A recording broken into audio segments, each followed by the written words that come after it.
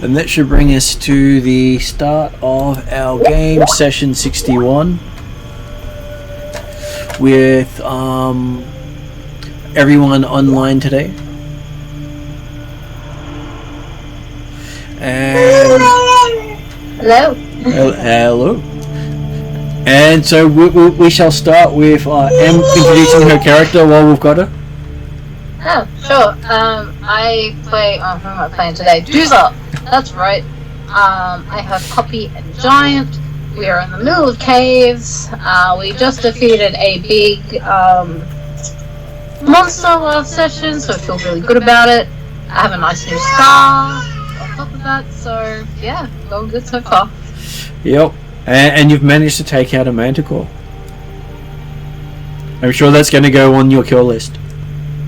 Oh yeah, for sure, definitely have. Is Josh handy? At least I can boast about hurting a manticore with its own spikes. That's pretty cool. A nice touch. So do we have Josh handy? No, he's still getting out. All good. We'll come round to him. So next person we have is Victor. Hello! I'm Victor from Brazil. I'm playing Luna of Libra. She's a Shawanti Oracle human. Anything else you want to tell us about Luna? Yep, she's super curious about things. She can't help it. That's why I have a busted hand. And that's why I shot myself on the door last session. And that's why I will end up dead soon. But death is not always the end in a fantasy game, which is quite amusing. Next person we have up is Jeremy. Yes, good evening all. I'm playing Cordar, the elven half-human warrior from Sandpoint that dreams of one day living up to the reputation of what the Pathfinder Society should be, according to the legends that he knew about when he grew up. Keep dreaming. Well, you gotta have a dream. It's important to dream, absolutely. Next one up we have is David. Well, speaking of dreaming, I play the character who lives as few men dare to dream. I'm David, I play Balath Silvertongue, the well-spoken, great moral compass and gentleman of the party who is selfless and will always go out of his way to help people in need. And soon to hear about his... every part of that was a lie. And I'm sure he won't mind hearing about his little son floating around somewhere soon. Yeah, excuse me, about that. You're kind of moral compass. You convinced myself to work today. Come on. There we go. Well, the player is probably a moral compass. The character? No. Next up we have Morgan. No, the question is a moral compass, but who? Yeah, and remember also, a moral compass is fine. It doesn't indicate which way it points. That is correct. Down. So, Morgan. Yes, I'm Morgan. I play Quest, Goblin Bard Extraordinaire, Champion of the Goblinoids, General All-Round Menace. And yes, can I eat the moral compass? Hello. You can try. It might be a bit spicy. I was going to say, goblins are a menace around Sandpoint. Though he has been... I've got a whole lot of fire that says that only one of us is going to get eaten. Well, he's already eaten himself, so I'm not sure that that's much of a threat to him. Excuse me, I guess we didn't met yet. Nice to meet you, Morgan. Oh, Josh. Nice to meet you all. The other Friday night regular. And you're soon to see what they've gotten you into. And we'll see if Josh has made it back to the microphone. I'm very far away. No, G'day, I'm Josh. I play Harry Hotter, the toughest wizard known to man. Frontline extraordinaire. Anyone who says that he's an idiot is otherwise proven wrong. Most notably, they live recently. Yep. High life is still waiting. I think it's actually a case of the statement of anyone who says that's wrong includes the set of any person that's going in for more than half an hour. Yes, Alexa, define lies.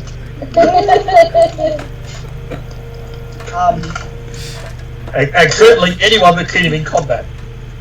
Harry is decked out with, 200 gold worth of bling? Yep. Oh, yeah. No, he needs at least 50 gold per level of useless bling. And it has to be useless, it can't actually be useful. Yeah. I'm decked out in the most... Otherwise he gets disadvantage on every roll. No, I think it affects my will, doesn't it? My wisdom or something. It does affect you because it's the second shard that the rest of the party found. That's right. Greed. So now there are Alexa, make him stop. So now there are 7 of shard you. as well? Yeah. Parry has the second shard. He's got the side of greed as opposed to Bella's pride. Harry's running along. Hey, I remember. Yeah. Do I remember Ganga had wrath? I don't remember. No, Kanga had touched a previous statue that no one should have touched and got infected with rune scarring. Yeah, you won't get the shard of wrath, you just be affected by wrath. Alright. Yeah, no, the only thing Kanga had was a missing animal companion. Oh no, he still had the animal companion, it was just in a different form. Doomsday! I was thinking he turned into gaseous form. I mean, maybe. Dust is a sort of gas, isn't it? Yes. Look, either way, it's a bad time to be a less year around Hello. Yes, mistakes have happened. People. Mistake. Mistake? What about the bit where Pimwinkle ended up getting killed by a party member to get him out of the water from drowning? What about it? That wasn't a mistake? Is Pimwinkle still alive? I Yes. say, possibly the mistake was that you didn't stay dead. Based on what happened after that. I will absolutely accept the fact that the only real mistake the party has made was letting the real Pimwinkle live. Hey! Cordar tried hard to stop it. He broke his magic sword over his back. His favourite magic sword too. So what you're telling me is Cordar once again failed at a task. So we are doing the second storyline from the Doomsday Dawn, which is the follow-on from the Star of Desna, which both parties had a hand in. The Wednesday group had recovered the star. The Friday group had delivered it to the Sandpoint Festival. Is that what we delivered? That is what you delivered. And what they had found with it, they had found a journal. And they had given the journal to someone to translate, and it took them close to a year to get enough of a translation through to point you towards something called the...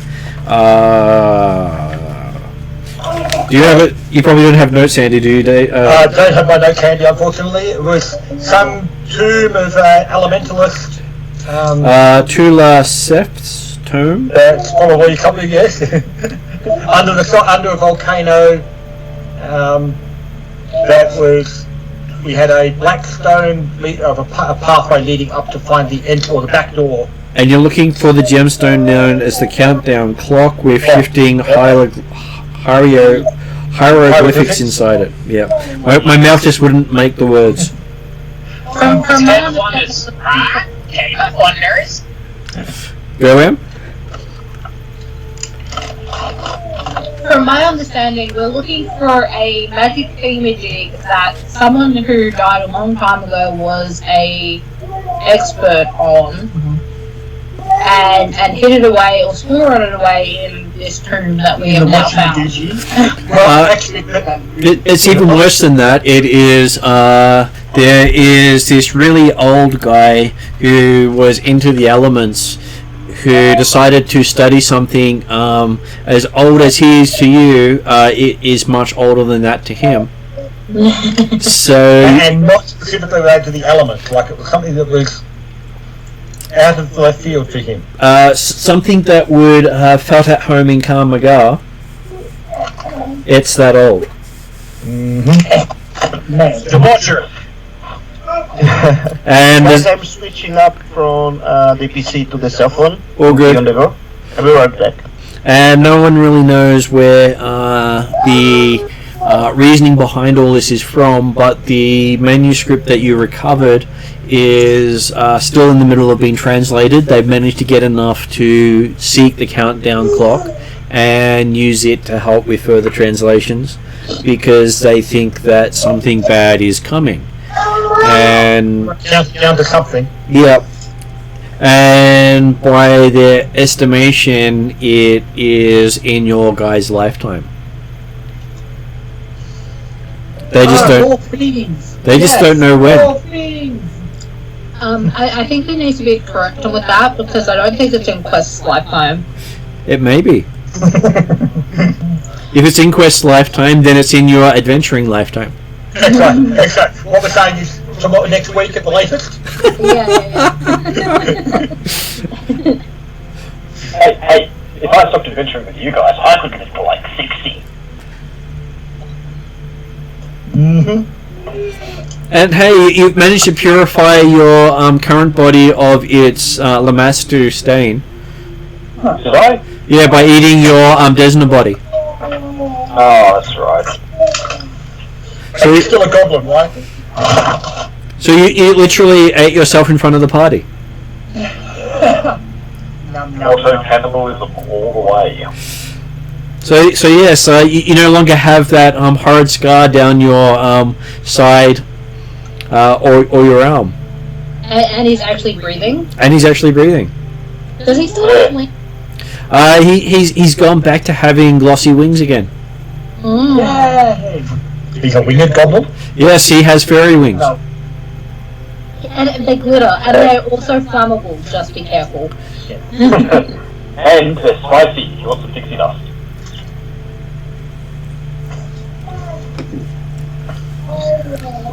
Now, a winged goblin is probably different enough from Cordar's perspective that means that doesn't need to be killed on site. And he does have 3 holy symbols. So he's got one for Desna. Doesn't need to kill on site. Needs to sedate and dissect. But on your side, one of the pros is he carries the symbol of Desna around his neck. Yeah, that just probably means he's a thief, doesn't it? Well, he's also got the symbol for Calistria and for Lamastu as well. So further proof of being a thief. And from what you've heard, each of them has given him their blessing. He's just a bit broken. Don't worry. No. He's a bard. That's all you need to know. Yeah, I stole their hearts. That's what really happened. Well, they're all female deities, so hey, they must like them goblin. So you're saying that thief was correct? Well, no one was denying the thief part. And to catch up on what happened, they took a portal to Absalom, where they found out that Victor's character got himself something in the background that he hasn't managed to spend time with yet. It may still be in Absalom for all we know. Then you travelled to the nation of Katapesh, to an area that used to belong to Osirion, where you're heading up to a mountain known as Pale Mountain to recover this artifact. And the reason you guys were volunteered for this was you found the Star of Desna, and you're doing this as a favor to the person who's doing all the translations for you. Well, and also the interest in further developing the knowledge and understanding of the Pathfinder Society about such ancient events. You also get prestige from both the Pathfinders and the Order of the Obsidian. I've got it there somewhere. One of those things where you had everything in your head and they just disappear halfway through saying it. Yes. The ones that aren't the other bad guy, the Templar type ones. So, Historic Order of the Palatine Eye. So I keep forgetting the historic part in front. And the fact it was the Palatine Eye. Yeah. Which you And do... also, Luna would do that for free, right? Well, it's not seen as do it for free. It's seen as an exchange. You get information, you get knowledge, you get access to artifacts you'd never see otherwise. As long as you recover what they've asked for. But yes, Luna would be happy to be going down that pathway automatically. It's also a place where you don't normally get to see this sort of things, because accessing Assyrian relics is something most people only read about. Basically because they're that dangerous. But hey, that's what you guys signed up for. Anything to further the Pathfinder Society name. So you travelled across the desert. You did have a pack of hyenas consider you for their next meal. Your pack of dogs managed to convince that pack of dogs that no, their food was better elsewhere, so they left. It was too big a meal. You had more dogs than they did. And then you met Ankrav, a large bug under the sands that tried to eat you, but you managed to defeat it. Then you snuck past the Knoll camp by standing out in the open and reflecting in the sun. Yes, which then meant we had to kill the Knolls. Unfortunately, no one could speak to Knoll, so no one knew Knollish, and no one had comprehend languages. Correction. People did have comprehend languages. They just didn't have a disposal flow. So we comprehend languages. The Knolls speaking to them. And you were like, keep one alive, and then you were like, oh, I can't actually interrogate them. Oh, well, off with his head, and do something. which you then carried around for part of a day, the head of the Knoll, where you then encountered a manticore, which managed to pin a few people in place with its spikes. Yep. Harry came to the fore on that one. Yeah. Dooza jumped off the top of a 150-foot cliff to attack it. Did I? I thought I threw them. Oh no, that's right. Did you attack it from above, or did you jump off? No. So the manticore died down on the second level, but it knocked Luna off the cliff. Oh yeah, that is correct. Dooza hit it and it fell. Yeah, no, it was at our level. I ripped the spike it pinned me down with, he said, and then it decided it wasn't worth attacking me again. And went for the squishy people down below. And then managed to knock Luna off the ledge with Parry doing a feather fall on Luna, so Luna had the gentle fall down, watching the big flying demonic cat hit the ground below it. After that, you actually managed to parley with the Knoll leader. Because he could talk real languages. Yep. And after a parley, you found yourself at the entryway to the Tome of Tulaseft, at which point Luna managed to point out the trap to the door. Including what sort of trap it was, so we can congratulate Luna on that one. Out or demonstrate? That's all in how you write it up. I think it was that the electrical type line? It was an electrical type That's one. right, yes. And it didn't matter whether you tried to touch it with wood or anything like that, it still was affected. Because it was magical electric, not contact Not electric. physical, yep. Yeah, Luna's a good teacher.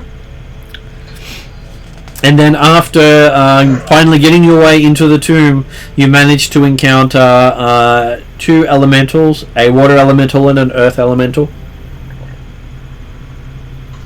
And after you defeated them, you each collected a blue gem and a green gem, which you identified as elemental gems that can be used to summon those creatures once you learn their names. Yeah. Of course, you can summon them without learning their names, but hey, that makes it hard to ask them to do anything. And you can still ask. You're less likely to actually respond in the affirmative. Well, I did say harder, I didn't say impossible. By the power of Grayskull, I Wait, so summon George. do we know their names, or do we have to find out their names? Well, Come on. you never actually parlayed with the elementals, you killed them. That's right, they didn't tell their name if they died. Well, I mean, we didn't exactly get a chance to parlay because they kind of like oceaned us and then spied As they died. My name is Steve. But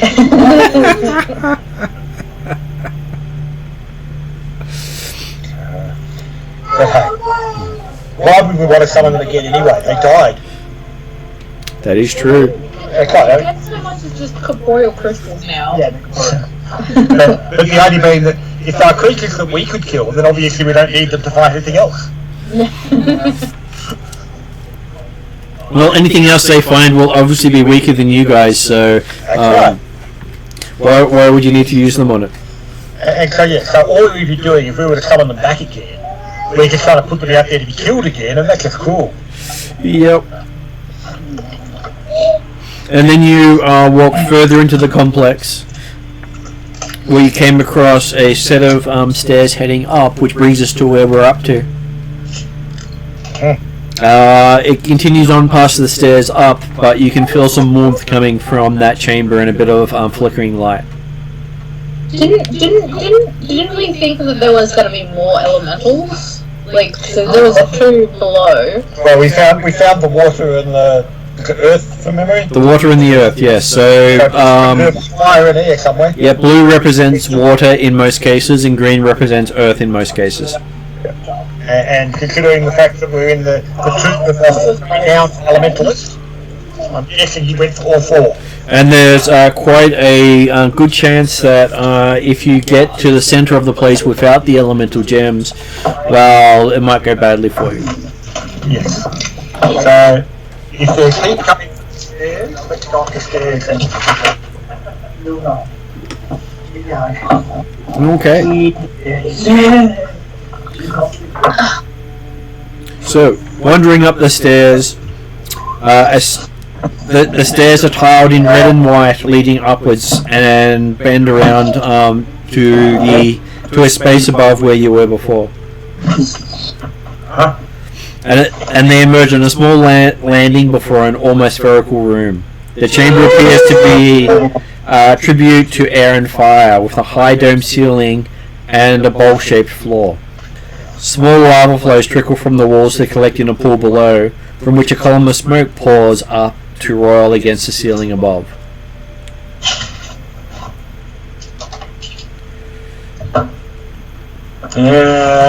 Now, the elementals in the first one weren't actually all that visible until we got really close, were they? They were not until you tried stepping into the elements.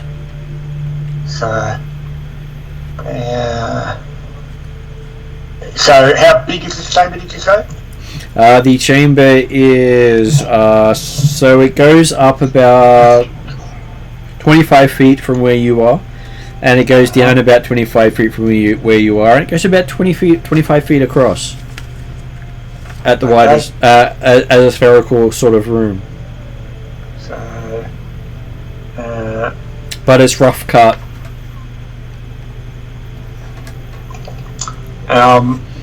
So take a quick talk to some of the others as we're coming up the stairs. So, best fighting against fire elementals and air elementals? best options? Can we talk to them? Well, not if we want the gem off them. And it depends, because the party's not been known for its talking while you've been away. Can I make a recall knowledge? It also depends on how you're to talk. Can I try a recall knowledge about like fire elementals, I guess? Sure, what Or do is... I need to know the specific type? Which knowledge are you going to use to recall your elemental? Elemental is arcane or primal, is that correct normally? I'm in the middle of bringing it up, but you can choose whatever you want to roll against. If I guess I will roll Arcana since I'm better.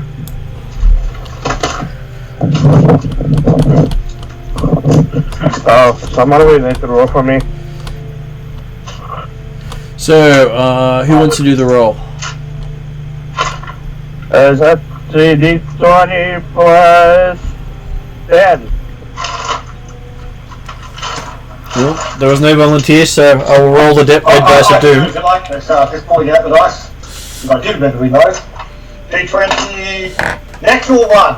All quickly going.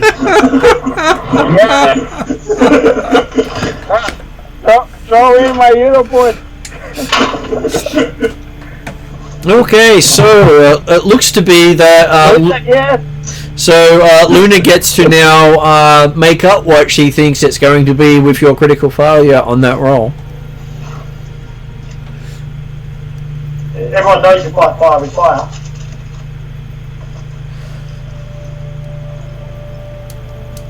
What does Luna imagine everything to be? Maybe we throw in more fire and then it gets so big and consumes itself. Yep. So fighting fire with fire. Yep, makes sense. So burn everything until there's nothing left. Is that what you're saying?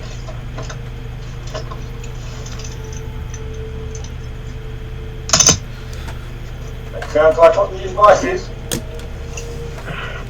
Yeah, throw more fire, make it bigger, then it will extinguish itself, collapse on its own weight. And fire will consume the oxygen in the air element too, right? That's how that works. Genius plan. What could go wrong with that? West would like to make a bardic law check against the air elemental. I am happy for you to do so. Well, cool, that's also a natural 1. Welcome back to Pathfinder. So, what bit of law would Quest like to make that's so messed up it has to be true? Aside from obviously agreeing with the idea that removing the oxygen with a great big fireball will kill the air as well as the fire. Yeah. If you consume all the oxygen in the room, there's no air for the air elemental. Just physics. Okay, so the link there is you need to consume all the oxygen in the room, so you better start breathing heavier. Yeah, breathe really deep. Okay, so obviously now we're ready and prepared. Cordar's got his flaming sword out, flame on. Harry doesn't believe this. Can Harry make an Arcana roll on... Please roll one. To be honest, with 2 natural 1s, I'm not sure Parry can make a roll on this, but we can try and see if we can get 3 natural 1s in a row. Let's do it. Please roll one. I did not roll a natural 1. Yeah. So did you... Penalties, it comes down to 1, is that what you're saying? Harry rolled a 29. He rolled a 29. Okay, so... With your roll of 29, I can honestly say that there's got to be some grain of truth in what they're saying. You're just not sure how to actually implement it. Besides, you're outvoted 2-1, and we've all seen Parry in action, so Obviously, what he says can't be true. So the major drawback you see to their plan is, well, without the oxygen, you guys can't breathe either, and you're also a fuel source. Yes. So okay, we want localized vacuums. Just create a black hole, we'll be fine. No. Hey, Hadron Collider style. And it does look as if this might be connected to the elemental plane, so no matter how much you destroy or pull, it's probably still going to keep refreshing itself. Yeah, okay, well that's probably okay, because the vacuum is probably going to be hard to actually do anyway, but we have got fire that we can fight fire elemental with, so that's okay. Yeah, elemental, I guess we'll just have to go with traditional methods.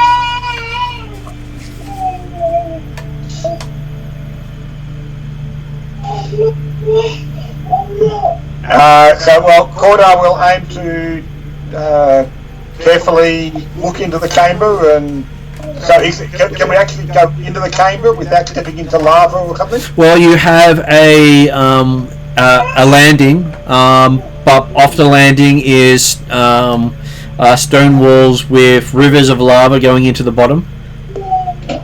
Right. And you can step off onto the stone without stepping into the lava. Okay.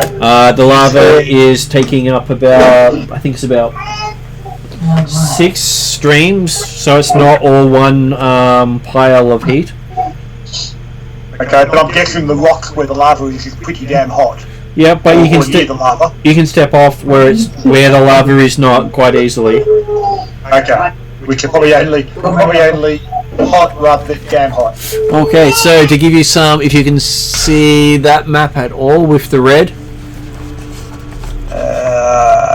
finger. Okay, yep. And you can there's a room around that, and it's roughly circular in shape, so you can see that there's more red to the north than there is to the south. Okay, yep. And you've come to a landing over here. Yep. And it says much way of breeze or wind? There is smoke gathers in the top, but doesn't fill down. Okay. So smoke's constantly rising, but you don't see it descending. Which, if this was actually a chamber, it would have been smoked out long before now. Yeah.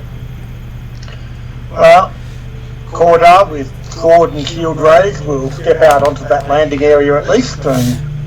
Okay, so as Cordar steps out, I will give everyone an initiative roll to tell me just how well they're good at doing stuff.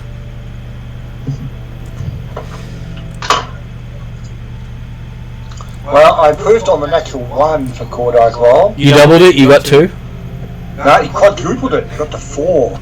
Which means he's on, where am I? 11. Double figures, how did that happen? Victor, do you want me to roll for your initiative?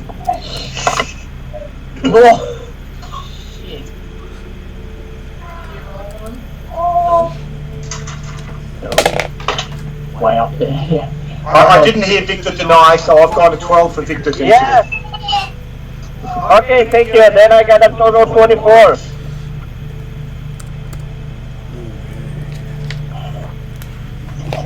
So, Nolan's got a funny story for you.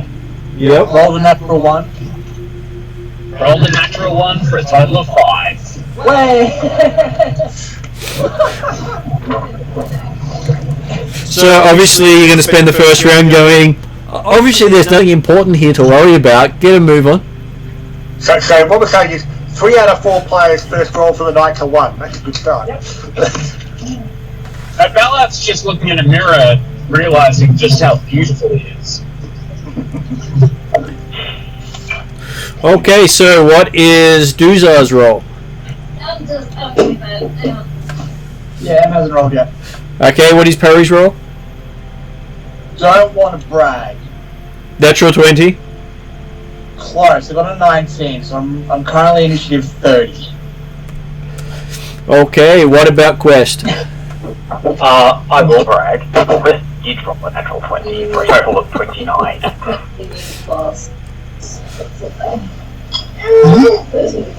But you see, the good thing here, If you get a obviously. natural 20 and still get less than it. Yep. Yes. But obviously, the way this worked out, Cordar stepped on, but obviously he waited till everyone was ready for him to manoeuvre. So that's why he's gone one of the last of the initiative, and the others will be able to act before he does, after he's attracted attention. It's all part of the cunning plan. Yeah, I figured out a better way to describe it. Bella lets everybody go first so they can get fireball. Yeah, the next standard action for Bella. User got 22. So not a bad roll. So with Quest's roll of 29 upgraded, he gets to act first as he sees what appears to be a fiery humanoid form out of the lava below, and look up at Gordar as Gordar steps onto the stone. So Quest gets a single action before the initiative starts. What does Quest want to do with his action? They call me Mr. Lava Lava. This is a new fiery form, is it? It is a new fiery form. Alright. You can make a knowledge roll to figure out what it is if you wish to. As the action? Yeah, as the action. Anytime you roll a check, it's normally an action. Yep.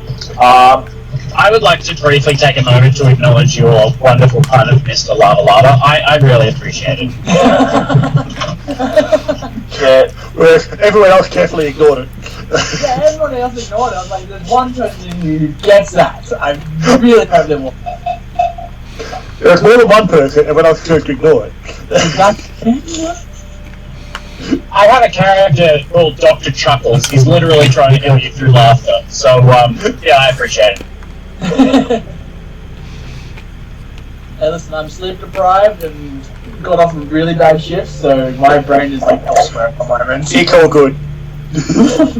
Don't worry, you're just being in character for Parry. Yes, Yep. my brain is elsewhere at the moment. Martin will make that Pathfinder Core roll against it. And we'll get...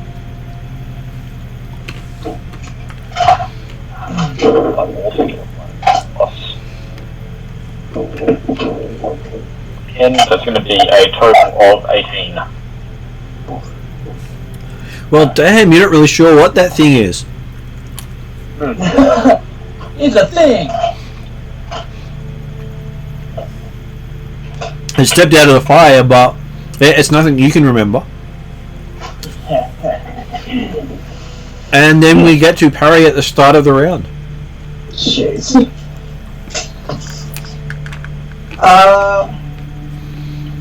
How far away is it? It is 20 feet down. 25 feet down. 25 feet down. Okay, well that gives me a few options, doesn't it?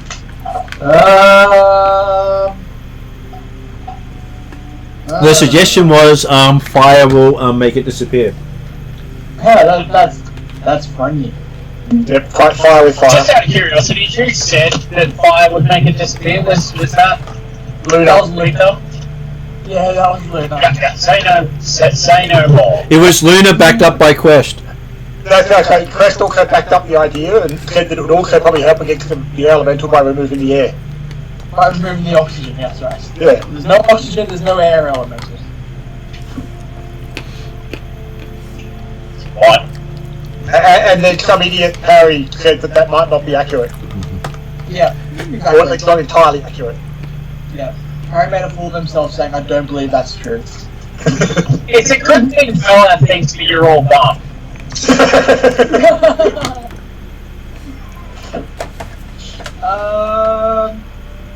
Come on.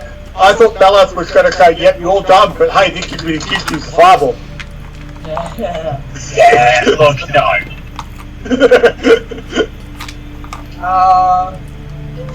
Harry is going to...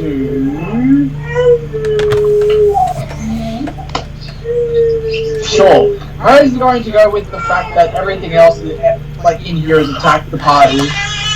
And he's going to strike first with Ray of Frost.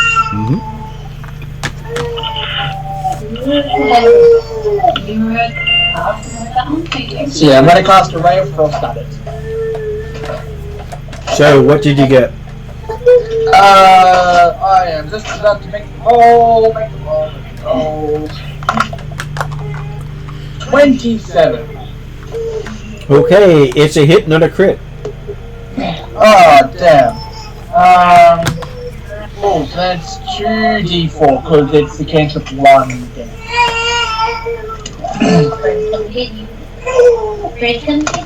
Do 2d4. Alright. Oh no, baby's gonna get me. No, you call him my father. He gets dealt 6 damage. How much? I'm just gonna confirm that because I just need to make sure that.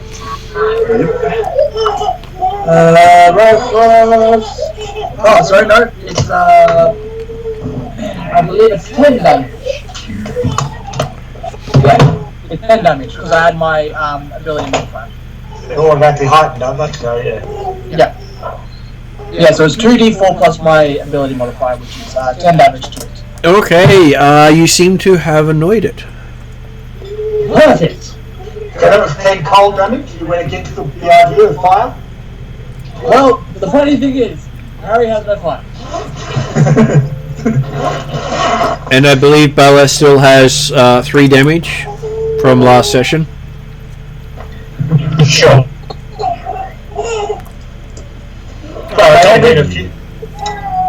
I have probably pissed this thing off. We have only had, I think, a 10-minute break before walking up the stairs to find this place, so... That was all from... that was all from the... you spent time afterwards and healed up. And after it all, everyone was healed except for 3 points on Bella. Yeah, that makes sense. I try to keep notes on that. So, quest.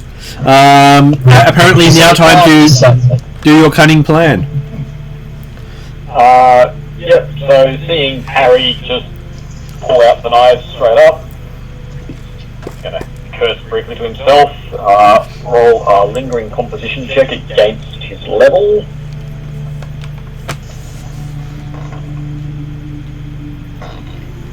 And put up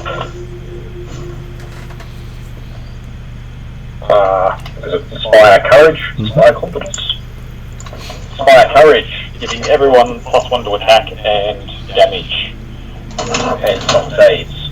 At which point you do notice your normal discordant tones actually sound very much like a melody, much to your annoyance.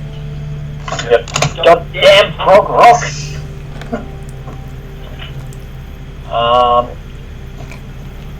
Then I guess he's gonna... Who's next in the order? We don't know yet. Luna is technically next, but you don't know yet. Yep.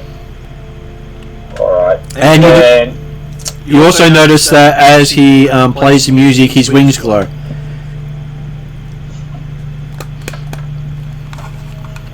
And I guess we're gonna put the bidding ward. Who's up front? Well, Cordo's the one that went in first. Cordo. He's going to cast the bidding ward on Cordo and give him bonuses versus the lava thing. And you see a shimmering pixie spread land on Corda. As pixie dust lands on him. Okay. You'll get +1 to your armor class and saving throws against anything the lava thing throws at you. Cool. Thank you. And that will be Quest's turn. Is that all your actions? Because you had 3 this round. Yeah, that's 3. Okay, I was just checking. Yep. Okay. Next person up is Luna.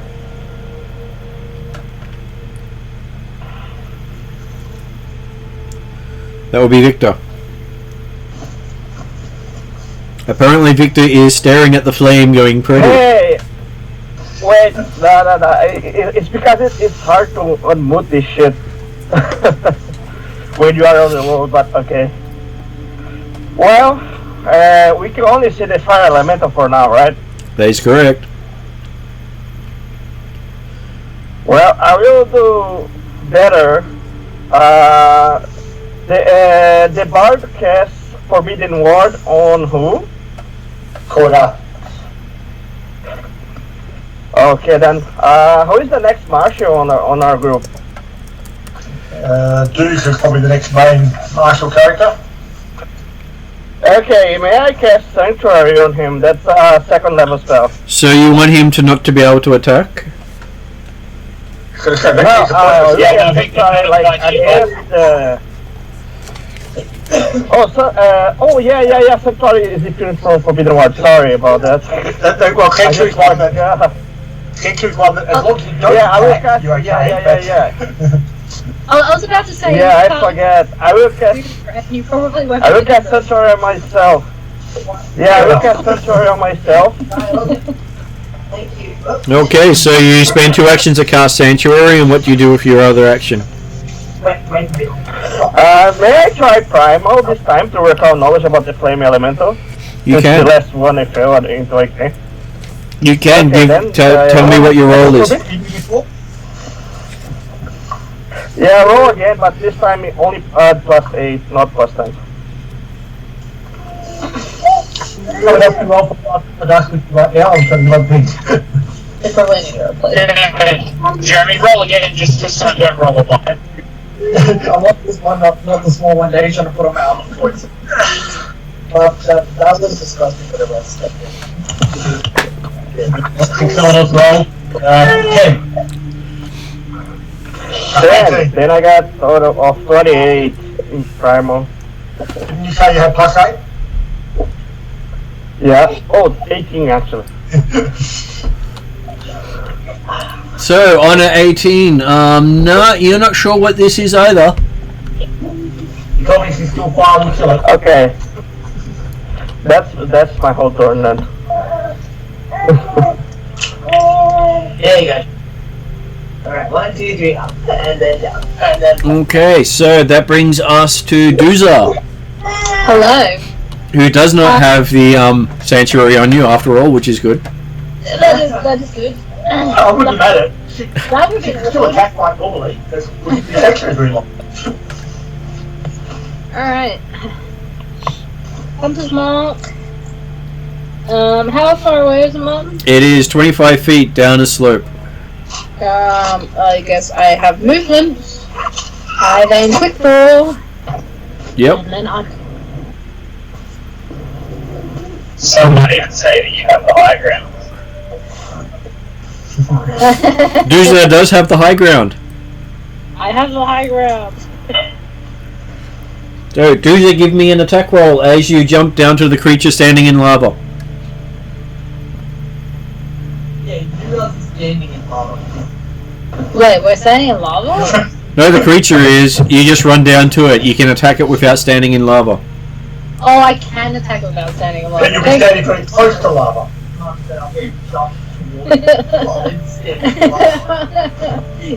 yeah. Josh had me worried for a second. Hey, it's not like Duza looks before jumping. No. I don't know if that's gonna hit or not. You try.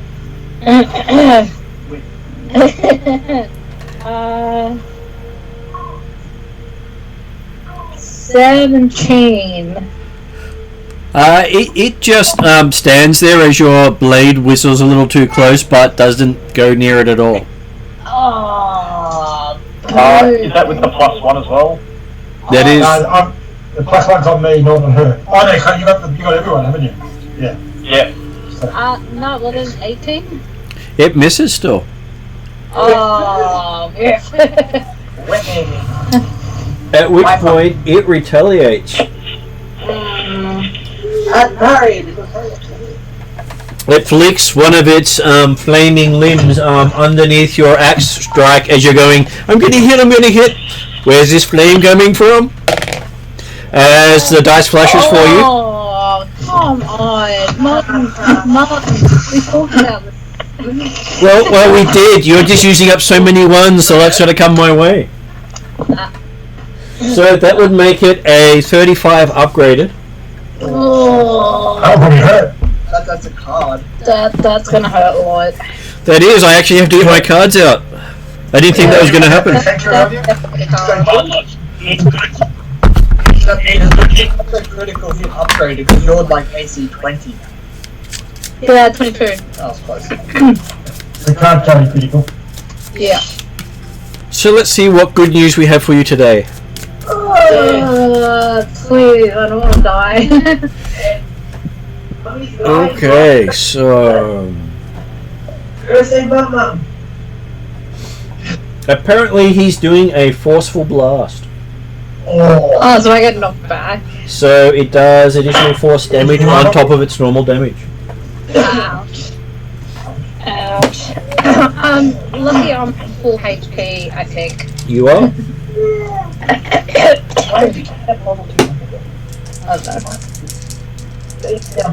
Mia, what are you? Oh, she's still eating her biscuit. Okay, so That's probably next. I caught like before Bella. it's doing 13 fire damage, Singy. and then it throws in additional 2 points of force damage.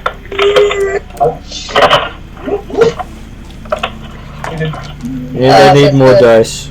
15? That has you up to 15 so far. Yeah, so far.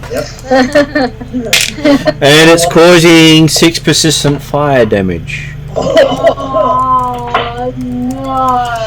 Hey, on the bright side, if you're on fire, that'll be easy for you to do fire damage to you. There you go. Fire with fire. Right. Ow, ow, ow. My arse on fire, literally. Ow. Okay, with its second attack, it vomits fire at Parry. So, not as good. It gets a 17 to hit Parry. That misses. As our flame goes flying past. And then it decides to strike Duza a second time with its other limb. Getting a 19 to hit on that time. That misses. But hey, well, actually, I forgot that one was agile, so that is actually a makes it a 20. It's still missing. I have an AC of 22.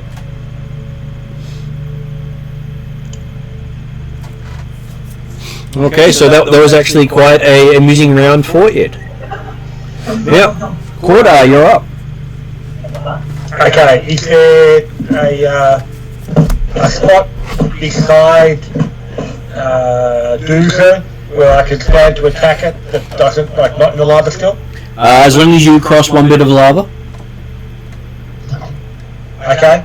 Well, in that case then, he'll actually go for jumping down to that spot Yep, directly. I'm happy for that. Give me a athletic roll. Okay. He's also got catfall, that means that he ignores the first 25 feet of damage from the fall. So I figure that he shouldn't take damage from it. It'll be whether he actually lands moderately, reasonably. Where am I? Athletics. 23. 23.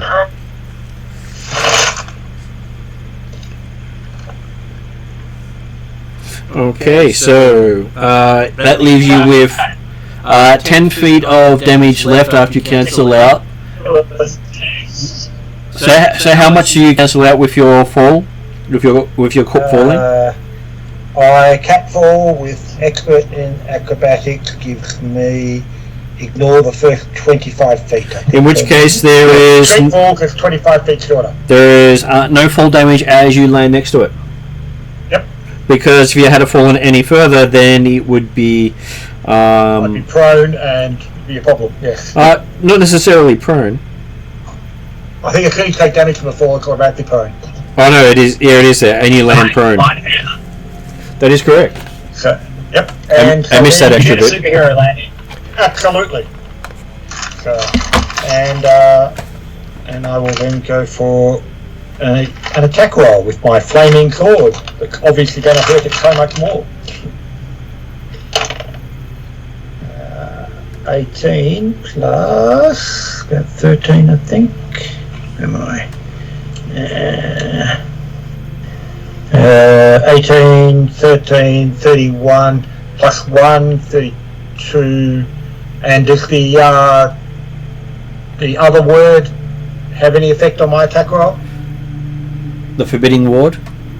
I think it was. I don't believe it that. was just for AC, wasn't it? That was just AC, I think. So but you've got the Inspire Courage as well, which is plus 1. Okay, yeah, I did the plus 1 for that one, but I couldn't remember what the other one did. So, so AC, what did I say? 32. Okay, so you critically hit. Nice. Now we'll see if fire does hurt it. Where am I?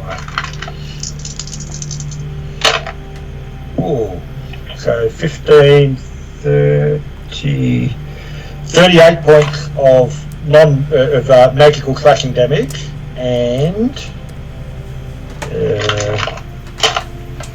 6 points of persistent fire damage, which I'm assuming actually does nothing. Okay, your persistent fire damage doesn't actually take into effect. You didn't do any fire damage with the actual strike? Well, it was a D10 roll and it became persistent. So the 6 points of damage becomes persistent on the critical. So, so just the 38 points of magical slashing.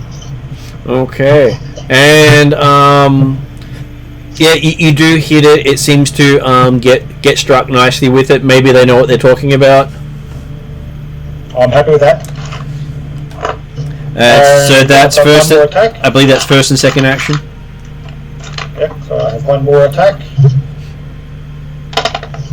13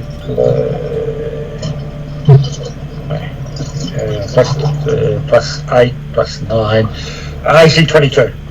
22 is a hit. Hit.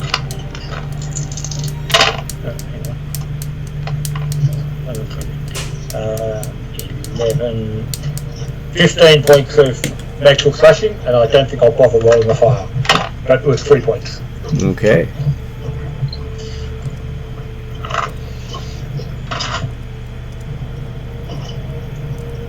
Okay, so yes, you do hit it the second time. Yep. And as you hit that, there is a shriek from above, as what appears to be a hawk flies out of the clouds directly at Parry.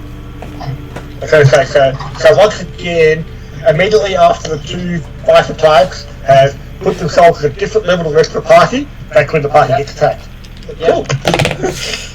Okay, so this is a 24 versus Parry. To hit.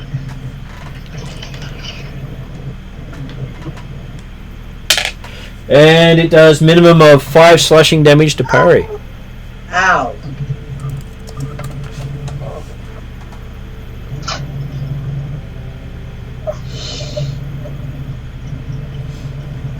And he gets a second attack. Yay.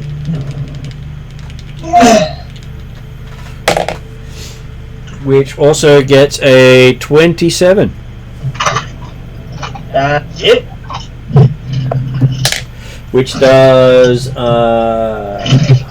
points of slashing. Ow. And it flies back up into the smoke and disappears. Hey Jeremy, Yep. Useful. can you do me a favour just quickly and Google where the spell Inner Radiance Torrent, what book that comes from? Inner Radiant Torrent. Correct. And Balath is spending this round a bit confused with everything going on, doing whatever he feels like due to his critical fumble. Nice. And we're back to Parry. He's just chilling out.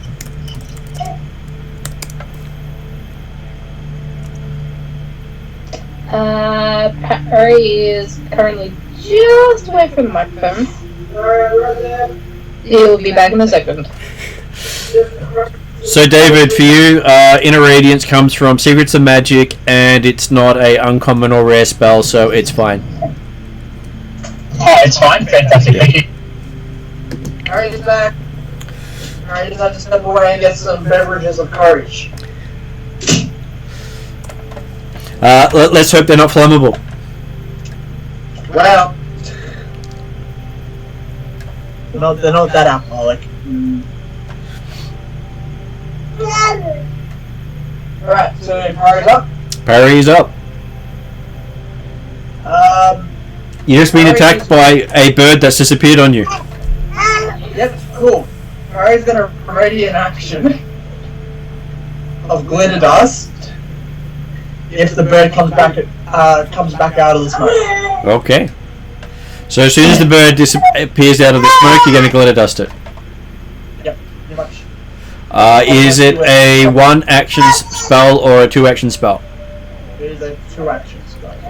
Unfortunately, you cannot ready a 2-action spell. Okay, never mind. I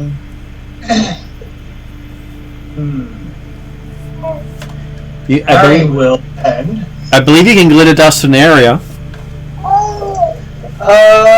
Yeah, actually, it might be a burst, actually. I think it's a 10-foot burst. Or cone. Glitter dust. 10-foot burst. You can cover the top in the smoke where it's in that burst. Sure. I will do that. So that's 2 of your actions. Yep. And I believe its reflex of 15 will not be high enough. It fails! Finally, my glitter dust works! Unfortunately, it's got no corporeal body to it to settle on. Yeah. I'm pretty sure that is the first time in the history of anybody playing D&D or Pathfinder that glitter dust has ever actually done anything. Oh, we haven't seen it do anything yet. We haven't actually seen it do anything yet. Yes, the rest of the party hasn't seen it. Time is dazzled for a minute, and its invisibility is negated for a minute. I don't think it's invisible. It doesn't matter. I'm sparkly thing in the smoke, okay? Okay. So whatever the dazzle effect does as well. I think it's a -1 on attack or something. Dazzle means a DC 5 flat check to hit anything when you target them. So there is a 20% chance of missing attached to any attack. If you're What I'm dazzled. hearing, you won't do it. You good enough won't do any effect. Okay, so My glitter dust did something! okay, so that was 2 of your 3 actions. What do you do with your 3rd action? Happy dance. Yes. I'm just gonna do the annoying idiot something up there. Okay. A happy dance right on the edge of the ledge and fall in. Bala spends his unspent turn just looking disapprovingly at the idiot doing a dumb dance. Okay, so quest is now up. Alright. So it's going to spend 1 action to sustain his spitting water. Yep. Can he have that up multiple times? As long as you can cast it, you can have it. Because have you memorized? As a bard, you don't need to memorize it. You can just use your slots for it. Yep, and that's a cantrip. But you get a concentration type thing, or Yeah, it's sustained. Which means or you can he can spend 2 actions to sustain 2 of them ongoing. There's also members of my party that are Yep. So he'll cast Forbidding Ward on Dooza and the lava monster.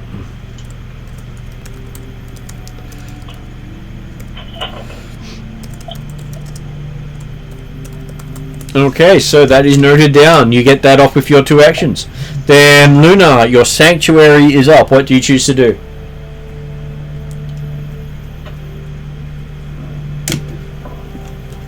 Well, I guess I will use 1 action to sustain it. Is it sustained? Just checking. I think it's just a period of time, isn't it, till you actually take something? Just checking. Yeah, no, it's just for a certain period. It is 1 minute until you actually do a hostile action. If I do 2-rounded spell, like in a regular story, do it go off when I actually cast it, or do it goes off just when I start to prep the spell? What spell are we talking about It is here? an offensive action. Yeah. So the start of the spell. Sanctuary complete the spell in a radiance current. As soon as you cast it, boom. Damn. I wish I could, like, since it's a full 2-round spell. Which spell are we talking about here? In a radiant story, that's from the Secrets of Magic, it's common. Mm-hmm. But since it's a 2-rounded spell, I thought I could, like, be protected. It's 2 actions to 2 rounds. Yeah, there's 3 actions first per round, then I can cast it with my more 3 actions to go a 2-rounded spell. But I guess if I do that in the first, like right now, the sanctuary will be over, right? Give me a sec. When the spell was act. Unfortunately, the casting of a spell that is an attack spell is a hostile action when you start casting the spell. It's not when the spell is completed. So it will bring Sanctuary down the round you start casting it. Yeah, so since I got Sanctuary for me, what I will do is cast Forbidden Ward in the other martial. That's 2 action, and then I can cast Guidance and someone else who wants Guidance. Probably Harry or the Marshals. Yeah, but I don't. Forbidden Ward does give +1, or just Guidance gives +1. Do either of them have range? Because the marshals are at 25 feet plus away. Yeah, both of them have range. The thing is, I don't know if they stack, but I think they do, because Forbidden Ward is defensive, right? It's just +1 to the AC with saves. Okay, then they stack. I will cast Forbidden Ward and one partial and then Guidance in quarter. So what are you doing? Gets +1. You've just changed what you're doing. You're going to cast Forbidden Ward. You can't cast the same spell on the same person. They don't stack. Yeah, they don't stack, but otehr have Forbidden Ward, right? And the other one doesn't have it, so I will cast Forbidden Ward. Victor, you just missed what happened earlier in the round. They both have Forbidden Ward on them. Yeah, Quest put it up on the up one as well. Oh, sorry about that. I didn't thought that. Sorry. That's right. Then what should I do? I will cast. Then I will cast. Then I will cast. There's a very injured party member. Yo, I know what I will do. I will cast Forbidden Ward on Beleth, Okay. and then cast Goddess on Otehr. I guess that works. Both of them are not actually attacked, so I can keep my sanctuary up. And who is the Forbidding Ward for Beleth against? The Fire Elemental. Okay. And the +1 Guidance on Otehr will be through his next attack. Okay, and that's all. cantrips, I believe. And have you kept track of the spells you cast during the last session? Yes, actually, I didn't cast any second level spells, so the Sanctuary was my first. Forbidden One is cantrip and Guidance is cantrip, so that's okay. So you've cast Sanctuary as a second level spell? Sanctuary is a second level spell, right? No, but you can have cast it as a second level spell if you wish to. No, it's from the first. It's from the first. I didn't actually cast any spells from my actual slots. I only cast focus spells till now. Okay, just making sure that we keep track of spell slots because. Yeah, I am tracking. I am tracking it. Sorry. Okay. So Sanctuary first level slot. Okay, now it's gone. Okay. Thank you. Now we're on to Duza. You are in front of Thing. You take 6 points of fire damage. Yay! Yeah, that's You're burning bright today. I'm on fire. You're on fire. Yeah. Now look, light a man a fire and he's warm for a night. Light a man on fire, he's warm for the rest of his life. Ow. So would Duza like to drop into the lava and try to put it out? Would I like Yeah, to... apparently fire killed fire. Stop. I don't think stop dropping and rolling into the lava is going to help me very much. Hey! Well, you won't be on fire in the lava. Well, I'll be dead. But the fire will be killed. Stop. Drop. No. Apparently Bob is telling me how to... explain to me how to stop rock and roll. Sorry, what are my options? Your options are to attack big flamey elemental person thing in front of you. Yep. Send Puppy to attack big flamey elemental person with Puppy and Jai just shaking their head in your direction. We don't really want to go down there unless we're told. No, actually, I'll probably command them to try and. Is it possible for them to jump and grab a bird at the sky when it comes down to attack? Is that a possible thing? They can try, though they may not be able to reach it, and they may end up over the ledge. Oh yeah, good point. I forgot there was a ledge. Yeah. There's also a healer being vaguely distracted, but also keeping an eye on you as well.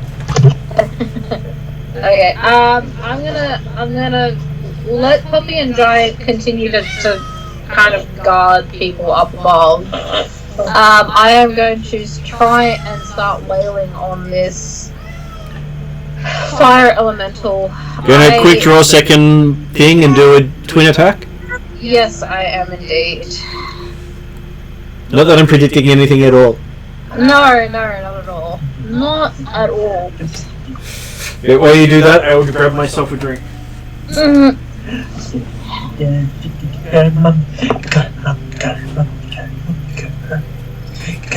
I need more dice. You more dice? I need more dice. What like my dice bag. That is not a D20.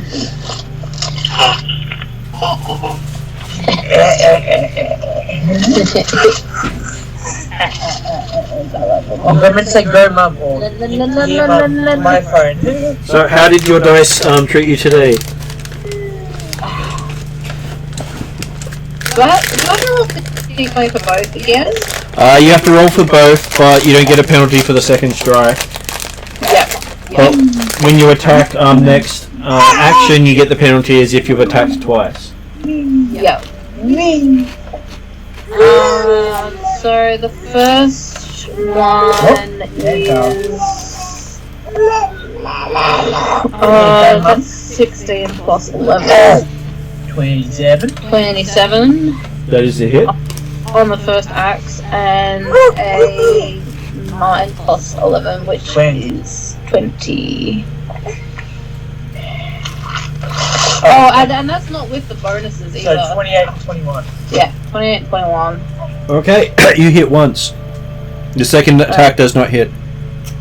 Damn. Alright. Did you use guidance? Oh no, that's on Cordar, not on you. That's on Cordar. Did you use the Inspire Courage? Is that on me? It's on everyone. I get the feeling I know what this thing's AC is. Is this was this not the +1 I just added? Then you've already added it and you missed, unfortunately. Yeah. Alright, 2d8. 3d8, that's fine though.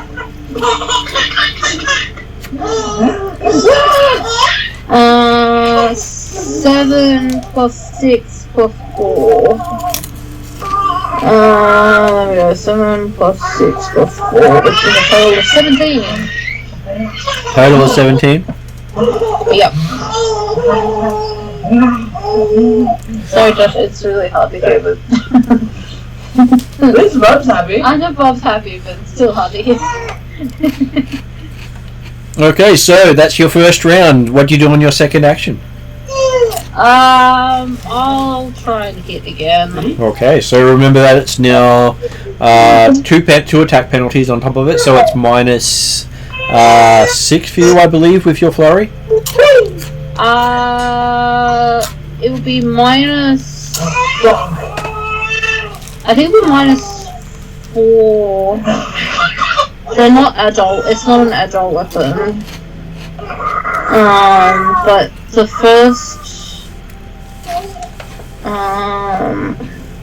Because you've had 2 attacks, so I'm just making sure. I'll look it up quickly for you. On your second turn is a 5. So, your multiple attack penalty against your hunted prey is minus 3 on your second attack turn instead of minus 5, and yeah, minus 6. So it's minus 6. Yeah. Because you've had 2 attacks.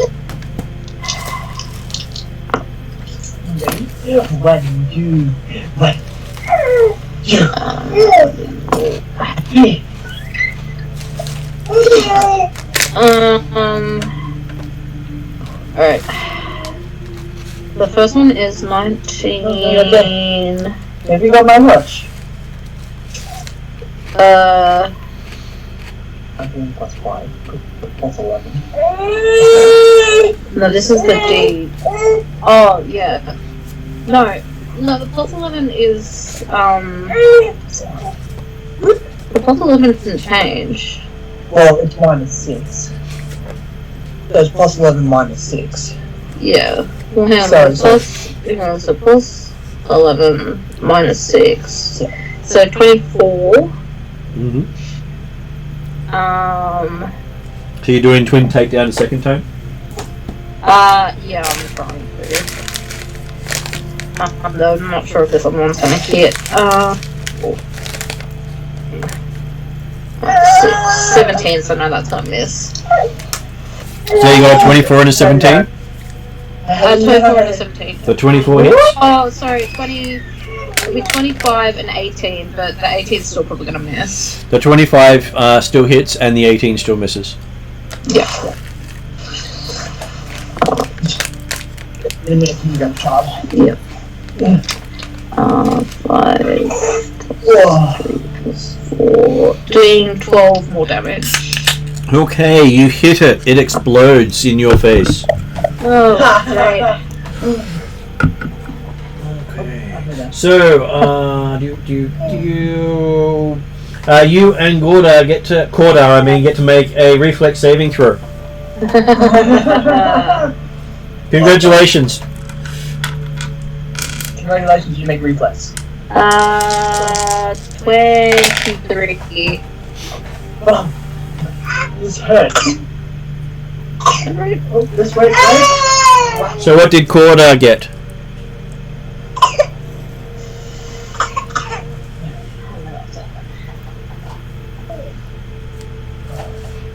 Are we there, Jeremy?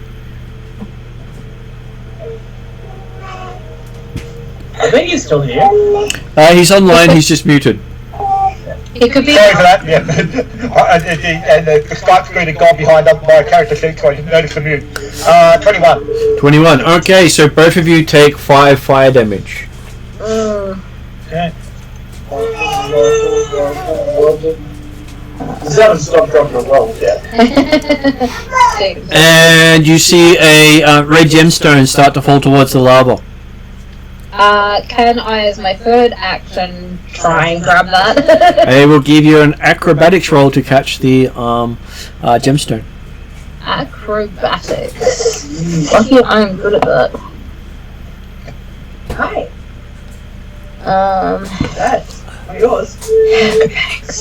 Acrobatics. You come in. I'm going to go to the first system skill. 17.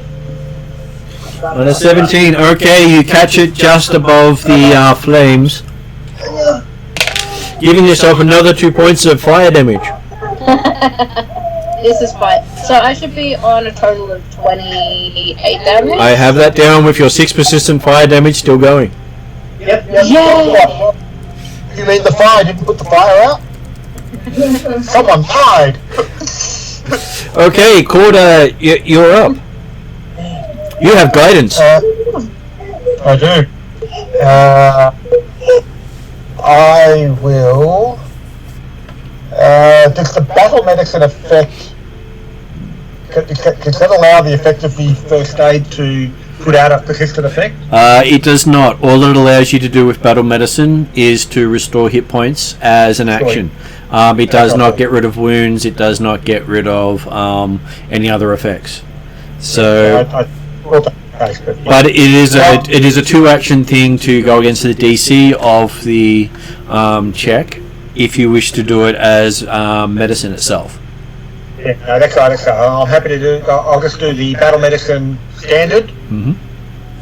Standard target 15, and get a 6, 17. So that's okay. And 2d8, I think from memory, would be a total of 10 points back for Doomsday.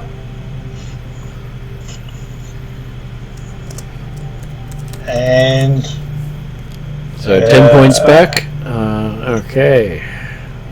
Is that 1 or 2 actions for battle medicine? Battle medicine is a single action. I will then use or start running or climbing back up the ledge to actually get back up to level with the rest of the party. Looking from here, you realise that the ledge is an overhang. There's actually no clear path up there without doing a bit of rock climbing. Okay. So it it sort of looks like a partly a trap to anyone who jumps down. Yep. Can I see the air elemental from where I am at the present time? No, you can see a lot of glittering up above you. Yep. I will. I will attempt to start climbing the cliff back up to the others. Okay, so that would be a athletics check.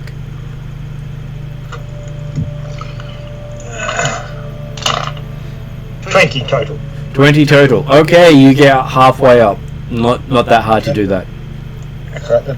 Was that effectively for both actions then, or was that one action to get halfway? One action to get halfway. Oh, I will try a second action then to keep climbing up. And got 22 this time. And you make it up onto the ledge, even though it was more difficult on the second action. But not too difficult for Corda, obviously. Nope, you just made it look easy. After jumping down the superhero landing, you'll then basically run back up the curved wall. The warped wall, isn't it? It is the equivalent of the warped wall, yes. Because it just keep circling up. Okay, so next we have the bird flies out of the area above, all glittery. I'm assuming, Martin, that I effectively end up prone at the top of the ledge. Yep, I'm happy with that. As it comes flying down at obviously parry because he's the one who had pinged it a second time. So it flies and attacks him again. So it succeeded on attacking, and it hits armor class 22. I believe that's a hit for parry.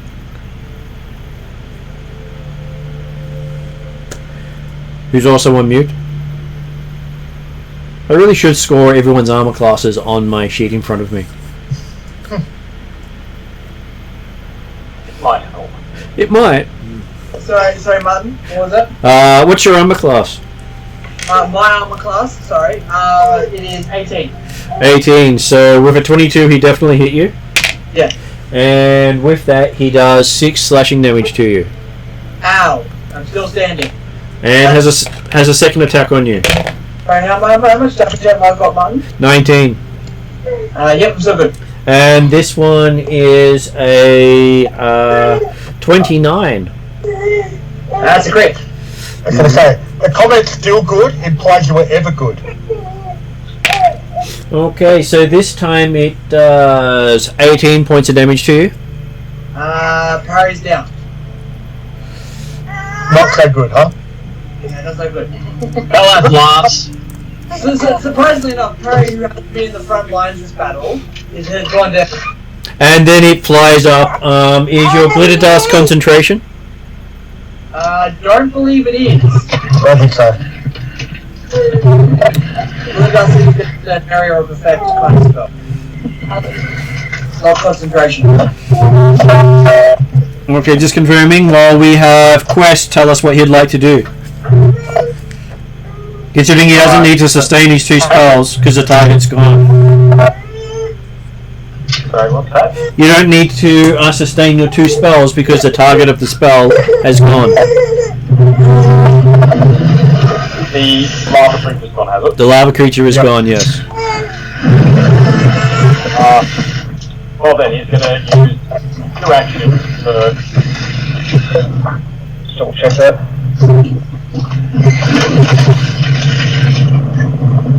Yeah, 2 actions to cast Soothe on Harry. And what does Soothe give you? Soothe will give me 1d10 plus 4 of healing.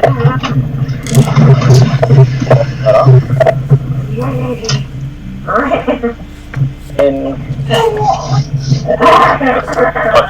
5 points of healing. So how much healing was that? Did you roll up? 9 in total? 9 in total.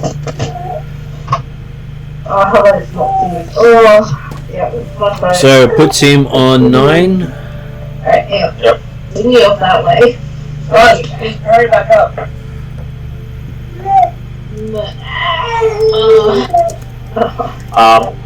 He's gonna. Can we cut out the background noise, please? Okay, so Parry's on 9 with wounded 1. And then he's gonna pull out his hand crossbow. And he'll have 1 more round of his fire courage up. Though I think I forgot to do Beleth and Parry's roll. So I'll quickly ask Beleth what you'd like to have done in the background there. Yeah, Beleth kicks the idiot. No, wait, he does a quick battle medicine on the idiot who fell over. Yep. GM rolled for you and rolled a 16. Yeah, cool. It's a critical success. 48.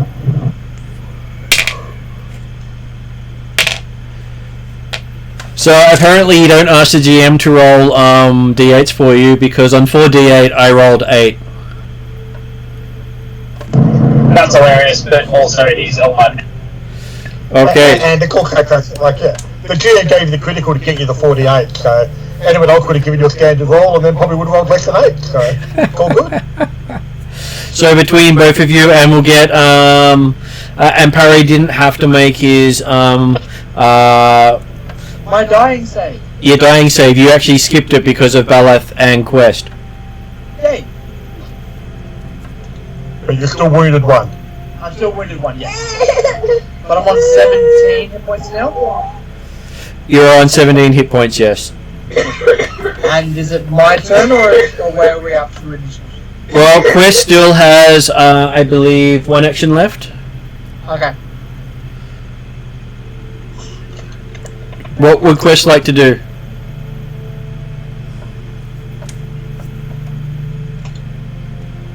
So just trying to source something out. Quest just uses the last action to pull a crossbow bolt, and his lingering composition has one more round to go on it.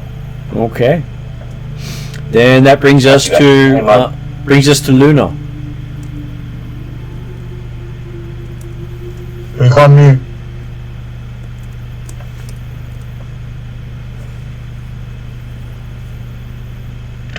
Victor!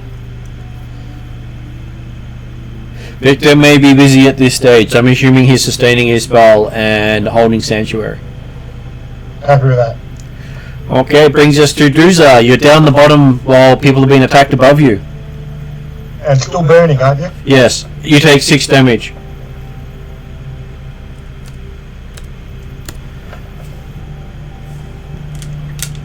Guys are muted again. Also on you. Yes, also on mute. So M and Josh. M, you took 6 fire damage. Oh yeah, I think they had some you managed to attend to for a brief moment.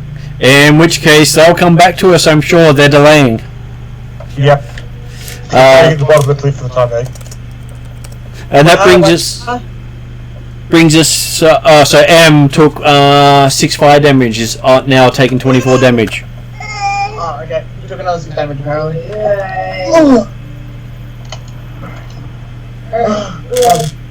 I can't help you, I've got the charm. So, That'll help you a little bit. I took the charm away. Yes. Okay, so what is happened in the last on the floor getting attacked by a child? The fire creature was destroyed, and you caught it in your the gemstone in your hand. Yep.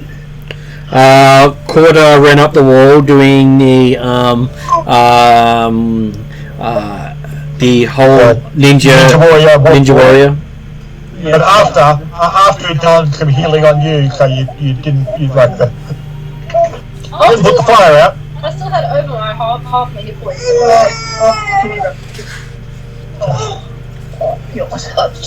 Yeah, I know, right? She's quick to launch us above the shoulders. Is there any way I can put this fire out? Yeah, I am. I'm just looking it up now because you can make a D20 roll with no bonus. You can basically stop and roll. Oh no, this is non-assisted fire going out. Oh. Oh, this goes automatically type stuff, yeah. It can go out automatically every round. Yeah. But wouldn't that be the end of her round? No, it happens right after you take the damage. Oh, okay, right. It actually states, sorry, at the end of each of your turns, after you take persistent damage, roll the check. Yeah. Okay. So I should have rolled last time. You should have rolled last time, yeah. That's alright. But obviously it didn't work, so... It does not go out. I rolled a 3. Well, Yep. no, but the point is, it's at the end of your turn, wasn't it, still? So therefore you can still attempt to put it out now on your turn, You can, yes. So, rather than actually go out. Right. Well, the first turn I tried to put the fire out. I rolled a 3. Is it still flat check? it's always a flat check. Okay. So I believe it's a medicine is one of the rolls you can use to put it out with. I don't think I have anything in medicine apart from the level training. So that would be where's medicine? Oh, sorry, that stopped bleeding. I think you can just try to put it out yourself. Okay, and that's just a flat check. It is a flat check, yes. Oh, that's better. That's 10. Okay, trying to pat it out didn't seem to work. I tried Parry's suggestion of stop, drop, and roll, not into the lava. Okay. I'll make that another flat check.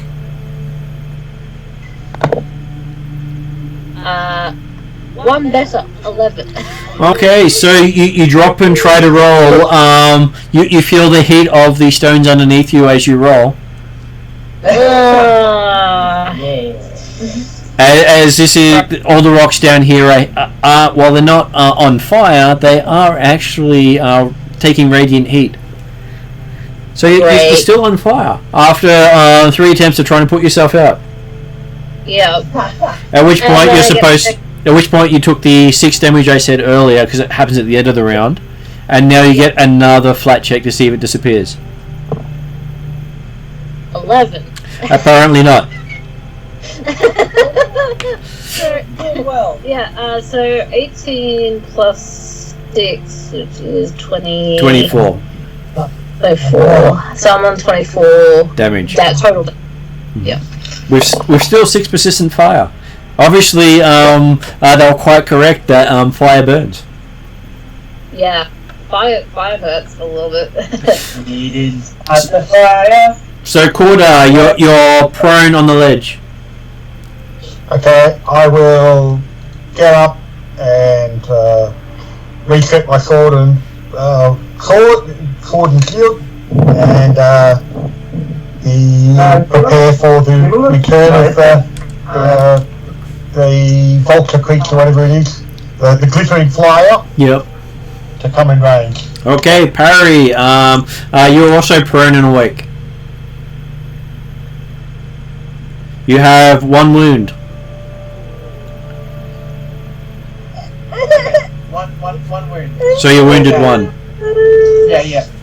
Parry's gonna get up and is going to target the smoke with. Can I grab the Magic missile. Yeah. I shoot the darkness.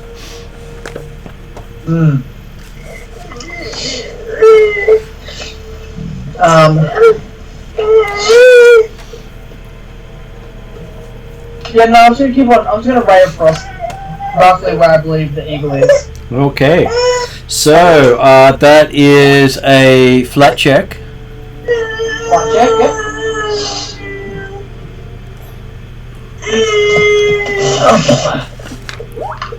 And Daddy, do his flat check first, please. And then let's roll. You got 14. At 14, okay, so I'd say that you can still hit a concealed target on a 14. Yay! And then you get to make it. Then you get to make an attack roll. Attack roll. Yeah. Oh, that's alright. 28. 28. 28 is a hit. And it's a hit. Here we go, Bobby, roll the damage. Here we go. Wow. 11 damage. 11 damage. Okay. It's weird because one of the dice is reading it pointing upwards and one of the dice is on the base.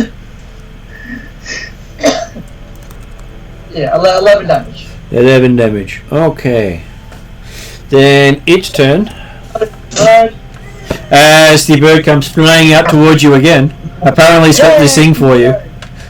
And before it gets to you, Corda does get to take a strike.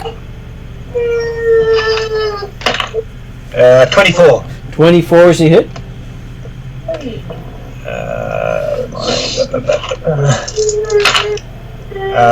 15 points of magical slashing and 1 point of fire.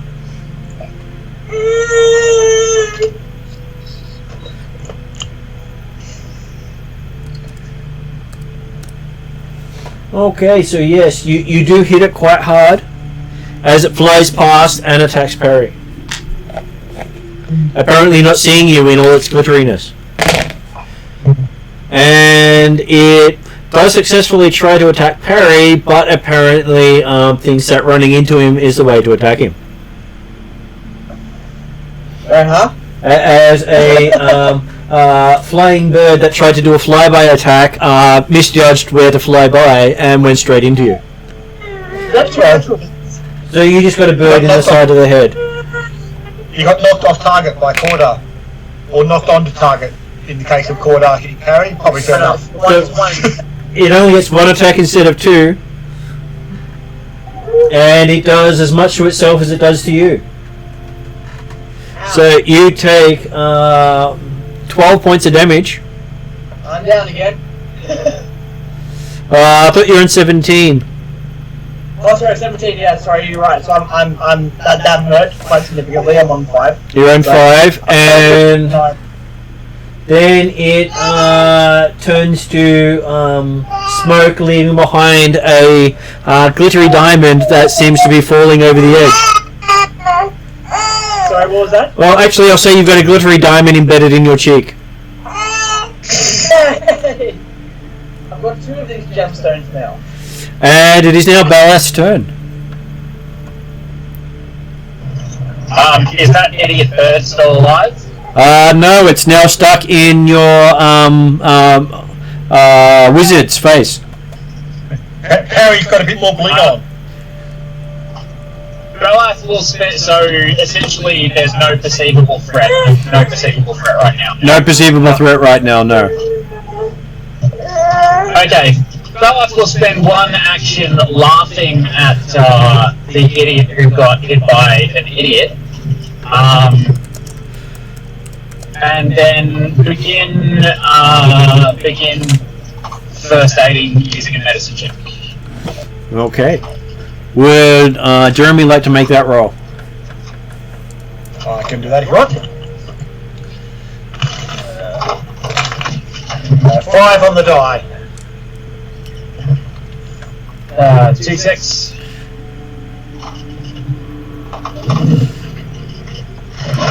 Try not to die.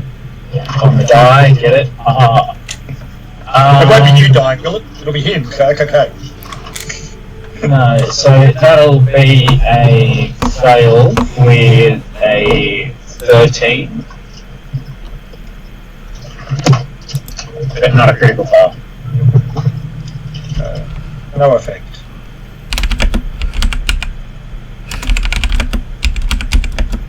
So, not a critical fail, which is good. Just letting Victor know the creature died before his turn. Because he was going to cast a 2-action spell on it. Well, 2-round spell, actually. I mean, nothing says that he can't. In which case, then he'd be casting it on the wizard. Well, that's all about it. Okay, so that means that you guys are out of combat, and you'll patch the wizard by 10 minutes of patching. Yay! Cordar will pluck the bling out of Parry's cheek. He does look disappointed to lose a diamond. Yep. Is that going to interact with his greed thing? Well, he didn't quite own it, so it's up to him if he wants it to interact or not. Did he consider it his? I'm happy to make the roll, just because it is the fact that Parry, with all the bling on, is very greedy. He probably would have liked to have kept the diamond.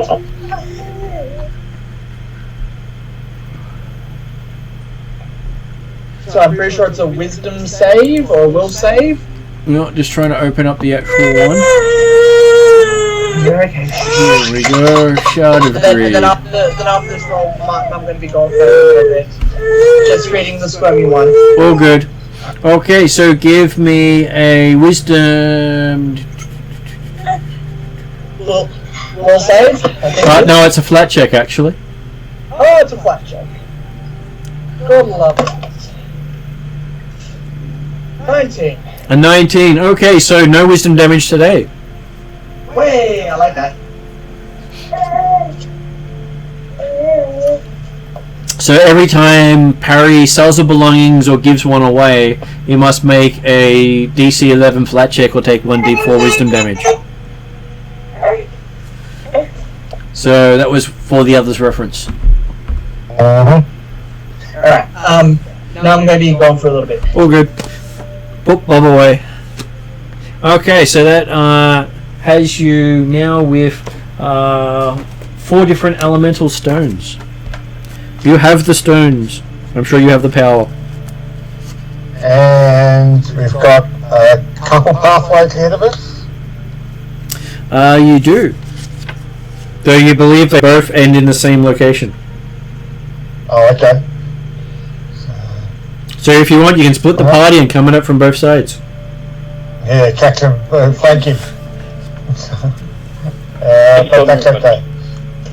We will continue back down the stairs again and head around to wherever it is the both paths lead to. Okay, so we actually forgot to do Duzar's putting herself out, so we'll have to check that in a little bit because Duzar might have burnt to a crisp before getting out. Oh, And she also had to be able to climb up too, didn't she? That was it too, yeah. But you have rope. Not down, is it? 25 feet 25 feet. on a sloping wall. Full damage? She took no full damage on the way down. Has someone got produced No. water? Hang on. No, sir. How far do you have to fall to take full damage? 10 feet. More than 5 feet. More than 5 feet, right. Yeah, if you take more than 5 feet, you take half of the distance in damage. Unless you've got things like catfall. Technically, you can also try and jump, that will remove the first 10 feet or something, I think, from memory. And I believe bouncy helps too. Yeah, bouncing will allow me to negate half the distance. So, and we'll allow you to bounce into the lava. Yep. Just trying to think.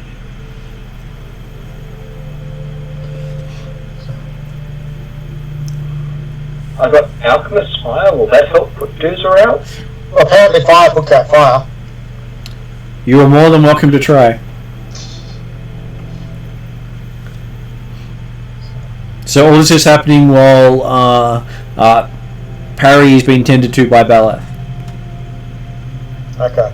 Well, Corda will jump back down again and help to roll dudes around to try and put out the fires. Okay, I will give you a flat check to see how good you are at doing it. 2 people does reduce the DC.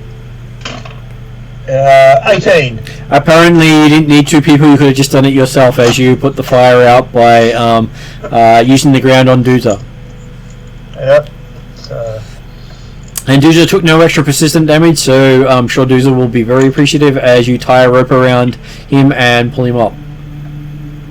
Yep. I was going to say, he's not unconscious, is he? No, just that he sort of has that bewildered look on his face as he's staring at the gem.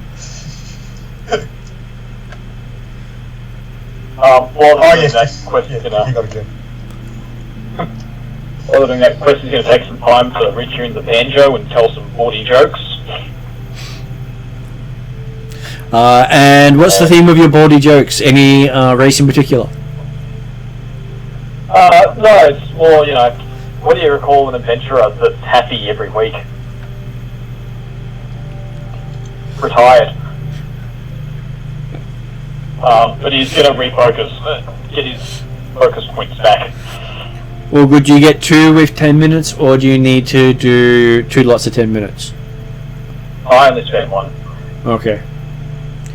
Well, good, you get your focus point back with that time spent patching, tuning, and pulling up Beleth.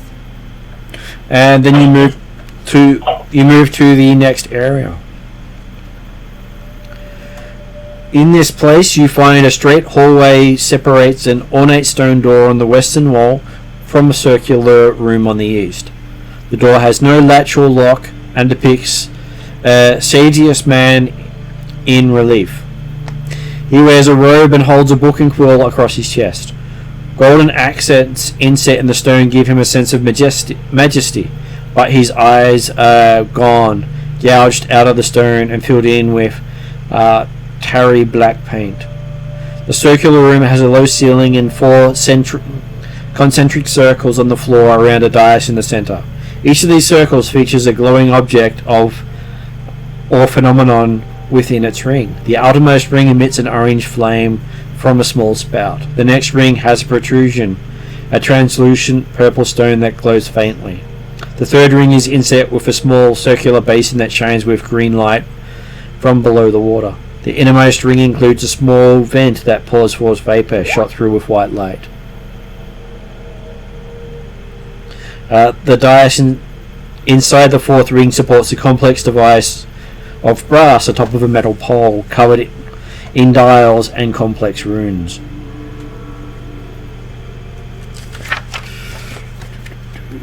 I believe there's more in that room. Yes, there's a passageway that leads deeper into the complex. You think you're at the end of the complex, which is where the side passage got you into.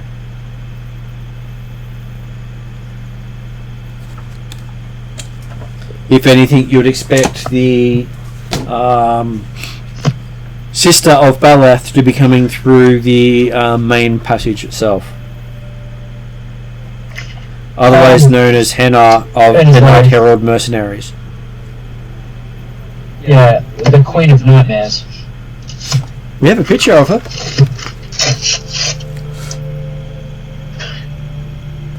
She's got an extra She's the ugly sister. The ugly sibling. She likes asking you a question. Give that one roll with she's the dumb ugly sibling.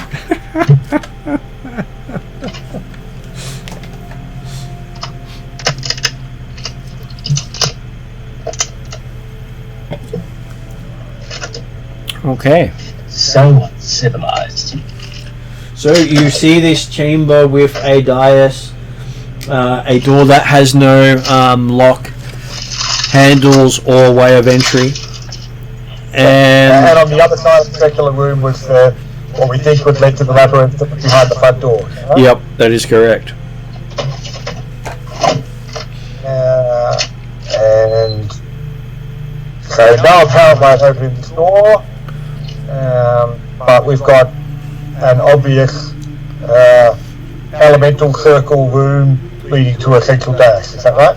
That is, you've got the 4 circles around a central dais with levers and runes on top of it. Yeah. And each circle had an elemental effect. Is that right? That is correct. Each circle has an elemental effect in it. Yeah. Sorry for the beeping.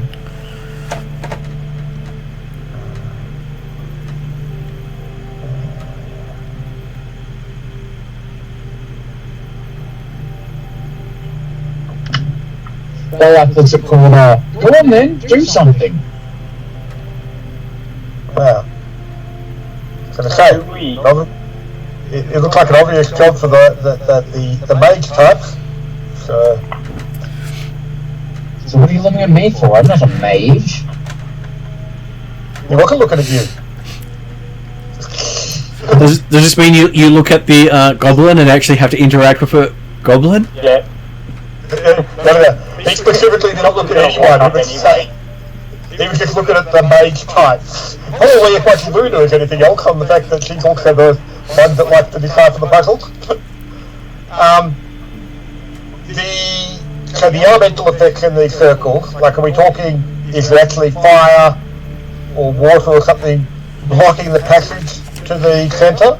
No, you can actually walk all the way to the centre without touching any of the elemental effects, and each elemental effect seems to only take up about 5 feet to 10 feet.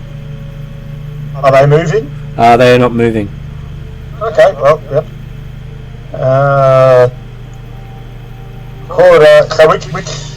Which one was the outside elemental effect? Fire outside, earth 1 ring in, water 1 ring in, and air in the center.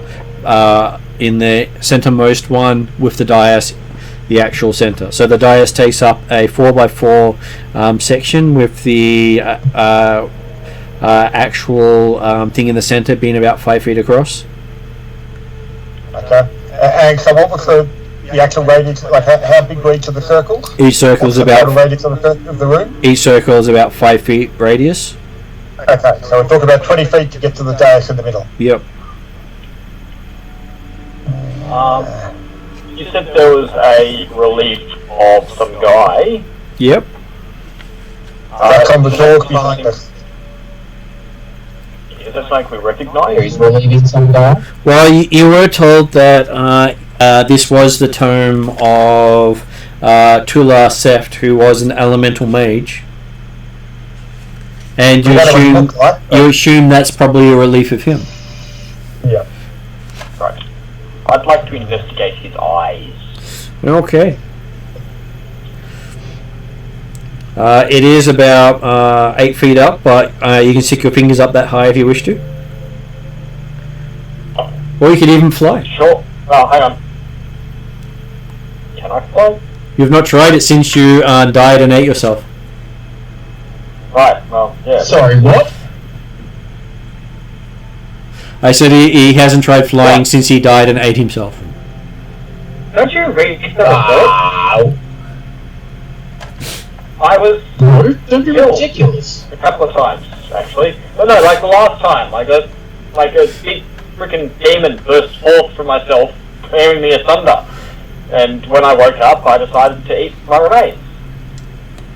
Not that weird. Yeah, no, I'm actually okay with that. I mean, it was just a very strange sentence to hear. A lot less disturbing than some of the sentences we heard with Pinwinkle, I'm sure. Yeah. Yeah, no, my metrics are a bit skewed. Yeah, no, he's gonna jump up and try and look into the eyes and see what's weird with them.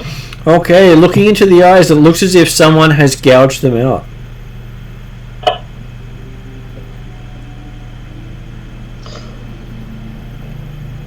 Do they look like about the size of the elemental gems? They do not. Okay. And someone has painted blackness in place of where the eyes normally sit. Well, Cordar's working out whether or not he's got a space for a 10-foot run-up before he tries to jump across into the middle of the circle. He doesn't want to try to just step across it?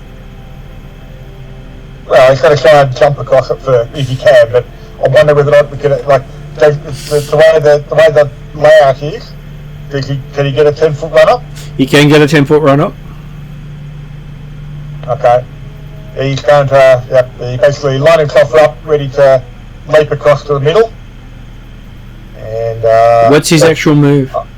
I'm happy that'll take at least a few actions for someone who looks at the doors and things like that while he's setting it. His movement is Cordar catches Barat's attention and then he whispers, "Don't choke." You mean Bella catches Cordar's attention? No, Cordar has. And the fact that you're preparing to jump, you've caught his attention. He's not trying to let you hear don't choke, he's more just trying to will it. Cordar's movement is 25 feet. Okay. Armor on. So in that case, then, to get your 10-foot run-up, you definitely have to use an action doing the run-up. Yep. Before you do the jump, because you have to use a single movement for your jump. Yeah, well, okay, but like I say, long jump. If you're using it as, like to get the extra distance with an athletics check, you got two action thing because it's got one for the movement beforehand and then one for the jump. So, yep. As opposed to the straight leap, which is just the movement itself. So I believe the DC is the distance you're jumping. Yeah, probably about that. Yeah. Yeah, DC 20 to leap 20 feet. I thought so. And I think he's going to fall just short. Where am I? Same thing anyway. Yep, 19 feet he jumps. Okay, so as you go to jump, you see two ravens fly in front of you. Going, aye, aye, together. Between themselves. As you fall short and notice that you're standing inside the inner ring. I will deliberately then use my third action to get onto the dash. You notice nothing seemed to have happened from landing on the ring. Okay. You didn't even feel it wobble or move. Oh, that's right then. Obviously I landed so gracefully it didn't actually affect it quickly enough, so... Martin, I'm back. Yep. Just feeding Bob. All good. We had Corda jump down and beat the ground on you while putting out the fire. Thanks. So he got a hold of me, basically. And then he tied you up and pulled you up the side of the hill. Yep. So he didn't just be able to run up the warp wall like he does? I do have combat climbing, so I actually have a climb speed. I know, it's just that you were away at the time staring at the gem. Yeah, no, that's fair enough, and also hilarious, so yes. Which means that you might have burnt to a crisp if you hadn't have had someone jump down and help you. If it makes you feel any better, Bella reviewed you before you died. Well, he wouldn't have put the fire out, so you would have died, healed back, died, healed back, died, healed back.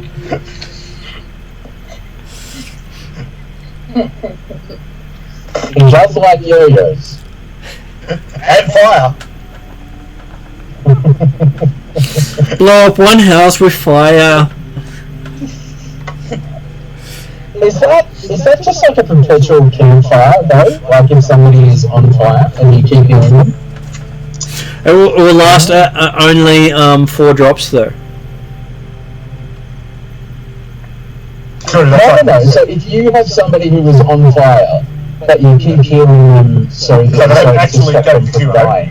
Yeah, if you can stop them from dropping to 0, then they are considered a campfire. Well, but also remember though, they do get the flat check at the end of the turn where it might go out automatically. That is true. That's alright, I got 5 spells. You also have a flaming dog. You carry your campfire with you. So as we're walking around, Balaf just starts chuckling and then bursting into ever-increasing laughter. I'm sure that will help, as Cordar is now looking at... Imperceptible reasonable. So, it looks like 4 complex styles built into... sorry, on top of it, you have elemental emblems on top of the central thing, with dozens of strange runes and small faceted indentations that seem to be built to house a single gemstone. And there are 4 different emblems. Of which none of them are probably ones that Cordar specifically recognises, because it's not like he's got any particular arcane skills, I don't think. You've never read this language before. Yeah. Have you learnt Assyrian? No. Well, ancient Assyrian to be specific. It was more the idea of I was looking through to find out whether he's actually trained. Oh no, he's trained in nature out of the 4 potential magical type of things. So I'm sure that helps. I'm sure it doesn't help. Are you describing the things as you're seeing it? Well, let's give him a nature check. Okay, I was happy that I didn't understand it at all. And we can give it as the according to Corda. So, but he was just going to say, yep, there's a whole heap of symbols and devices or something on this dais. So, Lena, might be your area of expertise. Well, let's see if Cordar actually does know, because he may know. There is a chance. Oh, okay.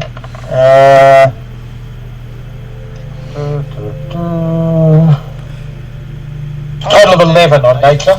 Total of 11. So, looking at it, you can't quite tell what is what there. No, that's I wouldn't even necessarily recognise which of the symbols represent the various 4 elements. But yeah, so yeah, Runa particularly, or someone might want to go and have a look at this. Look, I'm sure you've got his. Just look at them for a moment and quest cast comprehend language on him. And bring the gems. But Cordar's looking at, I think he's got one of the gems. He might have 2 of them. Okay. But he's basically looking to see what the gems look like the right size and shape to go into any spots on the thing. Now I'm just looking at comprehend languages to see how well it's going to help you. So target can understand the meaning of a single language it is hearing or reading when you cast the spell. Okay, so... Just choose the wrong language, just answer it. Corda then looks down at it, and you see equations all over the top of the pedestal. The equations are just spilling over the top and going down and spreading out onto the air around it. There's just maths everywhere. Yep. He says, look, I've already told you. He called Greek to me. I mean, he called Assyrian to me. Chris is then going to turn around and start casting mending on the eyes of the bas-relief. Unfortunately, you don't have the missing pieces. Do I need missing pieces for mending? Good chance you do. Yeah. Quest armor says yes.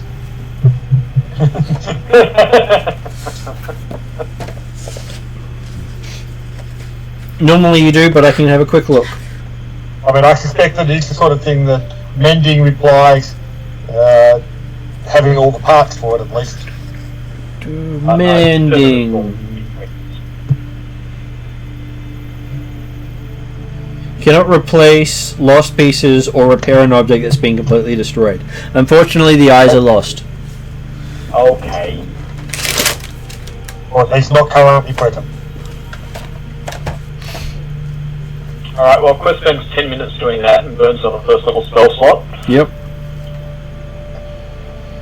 And as you're doing that, Corda, you still get to see those everywhere you're looking. You just see numbers everywhere. And the numbers, I'm not looking at the dash. even though you're not looking at the dash, apparently it's taking a while for it to translate.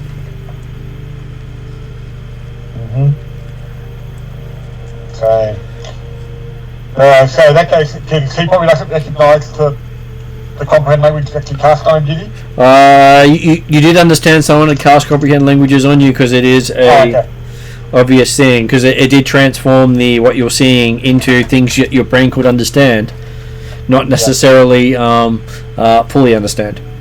That's right. So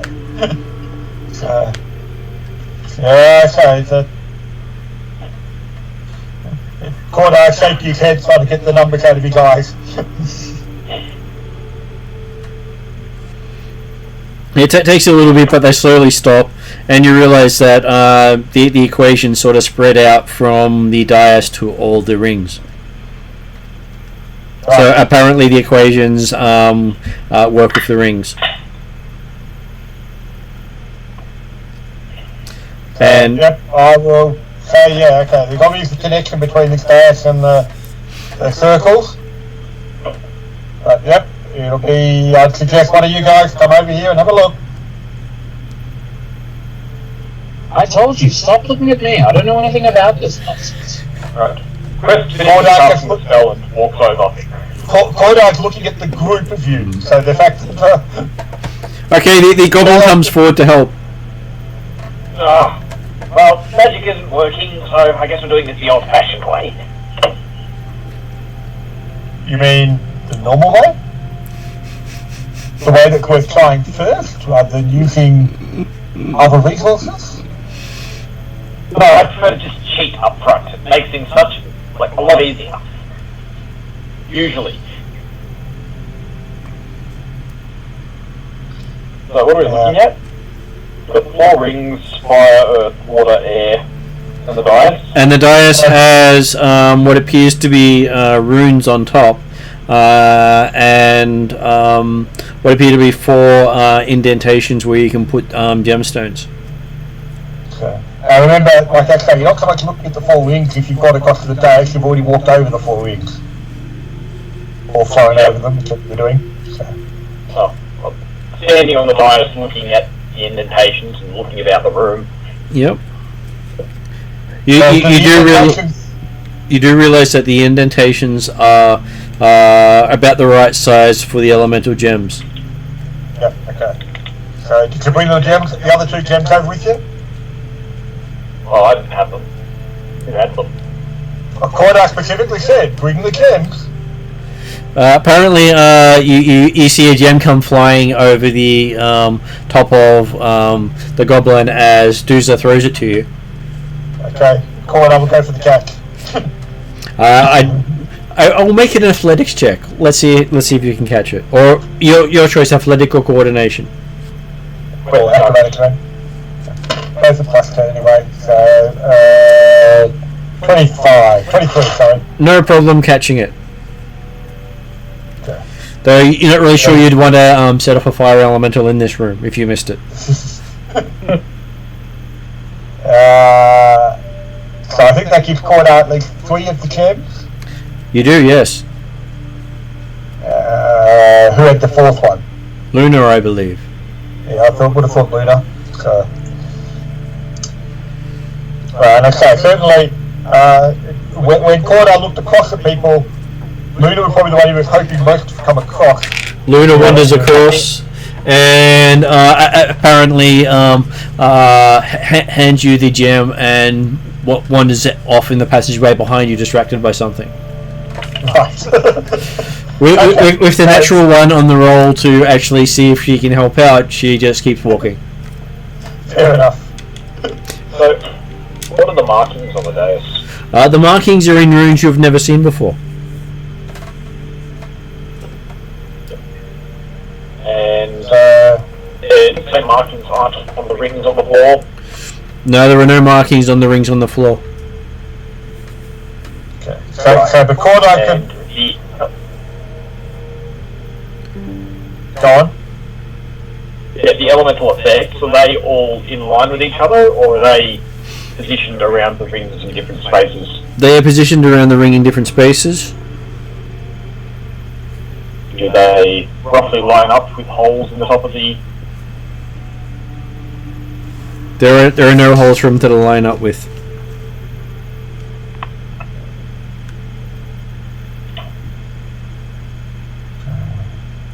But you said that there was indentations in the dais? There are. Just everyone's back. Everyone's back? So Harry's back. Except Victor. Except the one who can read the language. Yeah. Except the person who can actually read the language. And the indentations are about the right size for the gems? They are about the right size for the gems. Okay. So if it look like the gems, are there obvious similarities between runes on the gems and runes on the indentations? Well, the gems themselves are not exactly the same size and shape. Okay. But the runes and looking towards was it Clark? The other one who's with me at the moment. It's going to go over my head. Quest. Quest, yes. Do the runes have elemental indications? Well, you can see these are really mind-bending mathematical formulas that seem to stretch out to each of the rings. So you can probably say by which formula stretches where, which ones they are. Because you got the meaning behind it, just not the words. Yep. I'm happy with the idea, but I'll basically look for confirmation from Quest as he's about to put gems. He'll probably work from he'll start from the inside line to the outside and attempt to put each stone into the appropriate indentation. Okay, as you put a stone in, the runes on the bit in front of you flare for everyone else to see, but as far as you see, you seem to be simplifying the equation to that circle. Well, so it almost gets down to only the square root of 77.24 times pi times. Yeah, it's only hurts your brain, it doesn't warp your brain now. Right. Okay. Yeah, as you're putting it down, looking at the Quest confirmation, he eagerly nods his head and goes, yeah, I think that's right. How did you figure that out? And then Cordo remembers that he's looking at almost a goblin, so yeah. Okay, after the 4 gems are in place then, is there any difference or change in the elemental effect locations on the ring or anything like that? It does not, but you do think you need to select the correct equation to activate them. And yes, it doesn't look like any of those gems, like that are in place or anything like that. It's not like they can be rotated or like it's not sort of a line or anything like that. So, in which case then he'll have a go at seeing if you can work out some of these mathematical equations and saying, hey, I think this is... Okay, so does Quest have thievery? Does Quest have thievery? I believe the answer is no. I believe we don't actually have any characters with thievery in the party. No. We're playing honest, law-abiding citizens.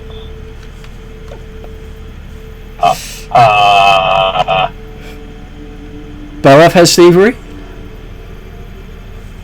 No, it was more about the honest, law-abiding citizens.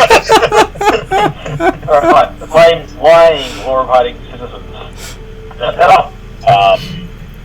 Well, for a given definition of law. Also, raise your hand if you're a trainee Hell Knight. Baraf raised his hand. Okay, so in which case then, as you can't, well, technically each of you can perform a thievery roll. You just get to add 4 to the roll. Yep. So, okay. So, can Cordar attempt to decipher any of the equations?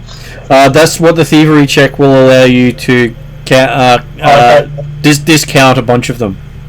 Okay, I will attempt a thievery check then. So, which element do you wish to try that on? We'll start with the inside circle again. Okay, so air. That's not good. Because you have to get +6 on thievery. 23 on the first attempt. Okay, you think you've managed to get rid of most of the equations. Now if you make a nature check, you can potentially select the correct equation. Oh, goody. He's very good at nature. Although technically better than he's at thievery. Oh no, in fact he's exactly the same on nature as he's on thievery. Despite being trained in nature. Total of 16. Okay, you hit one of the equations and you see the air ring turn till it's between the dais and the door you want to open, and then lock in place. Ah. There you go, you see, it's simple. It's got to work out the equation and then maneuver it around correctly. What did we see him touch? You saw him touch one of the runes on top of the dais. There was about 5 runes lit up, and he touched one of them above the air gem. Each of the symbols is an equation in ancient Varisia. Now, I'm assuming that when I got the thievery check, and indicated, okay, yep, I'm pretty certain we're looking at this area here. That did not help or give any indications for, in this case, Quest nearby? No, because all you did was saying, I don't think it's any of these symbols, but I think it's this symbol. Okay. Well, I will have a go at thievery again. I was going to say, has someone got guidance that they can be ready to be throwing on regularly? Okay, so apparently you've got the bard next to you with the insta buff. There you go. Okay, that's probably a good plan. 17, 18, if it's +1 for guidance. Okay, so on the next circle out, you managed to discount another bunch of equations, making it easier. So that would be the water circle. Okay. Is this again a nature check then? Or it is again a nature check. You can either do it as Arcana, Nature, Occultism, or Religion, but you're the only one who can see the equations. Oh, yay. And so, can guidance so effectively be there every time I'm going to roll? Technically, yes. I would wait an hour. If you wait an hour between rolls. No, That's alright. Okay, so I'm just going to start drawing out the symbols, which one's the correct ones. okay, so it's not, so guidance is not every time, that's a one-off. 13 on the nature check on this one. Okay, nothing happens when you push the rune. Okay. And then the rune go, all the runes go dark. Missed out again. An hour later, the runes light up again. So yes, you can get guidance a second time. We know it is this one, and we know it's this one, and we know it's not that one. And I'm assuming by this point Quest has finished drawing out everything. Yep. Yeah, you've had time to draw it all out and have Cordar tell you point out which one he touched again and figure that out. So you figured out one of the runes. Okay. So in that case then... Comprehend languages is what off now. Yep, and it now looks a bit mundane to you. You mean mundane to Cordar? Or it looks like weird squiggly symbols with no mathematics anymore. All that beautiful maths is gone. That's right. Cordar was not one with a beautiful mindset. He might be very ridiculous. This might be the thing where you go and drag over your mage with the high brain and say fix problem. Well, that's what I was going to say. So the fact that during the hour then, while they're dark, or we don't know it's going to be an hour, but obviously during that time, so yes, Prestige trying to write down all the symbols and go through. Cordar's indicated what he did or didn't work. And Luna might be back, so it might be a good thing. At the very least, is there anyone in the party that gets more than +6 on thievery? +6 on thievery. Ray's got +6. What's your thievery? I.e. I think I have much in thievery. I think it's just. I am happy for the person to swap out dexterity with intelligence for thievery in this case. Everyone's +6 in thievery. Yeah, I'm +6. I was going to say, it's anyone who's got more than 14 dex is what it comes down to. Well, So, with intelligence, Quest thievery will be 8. yep.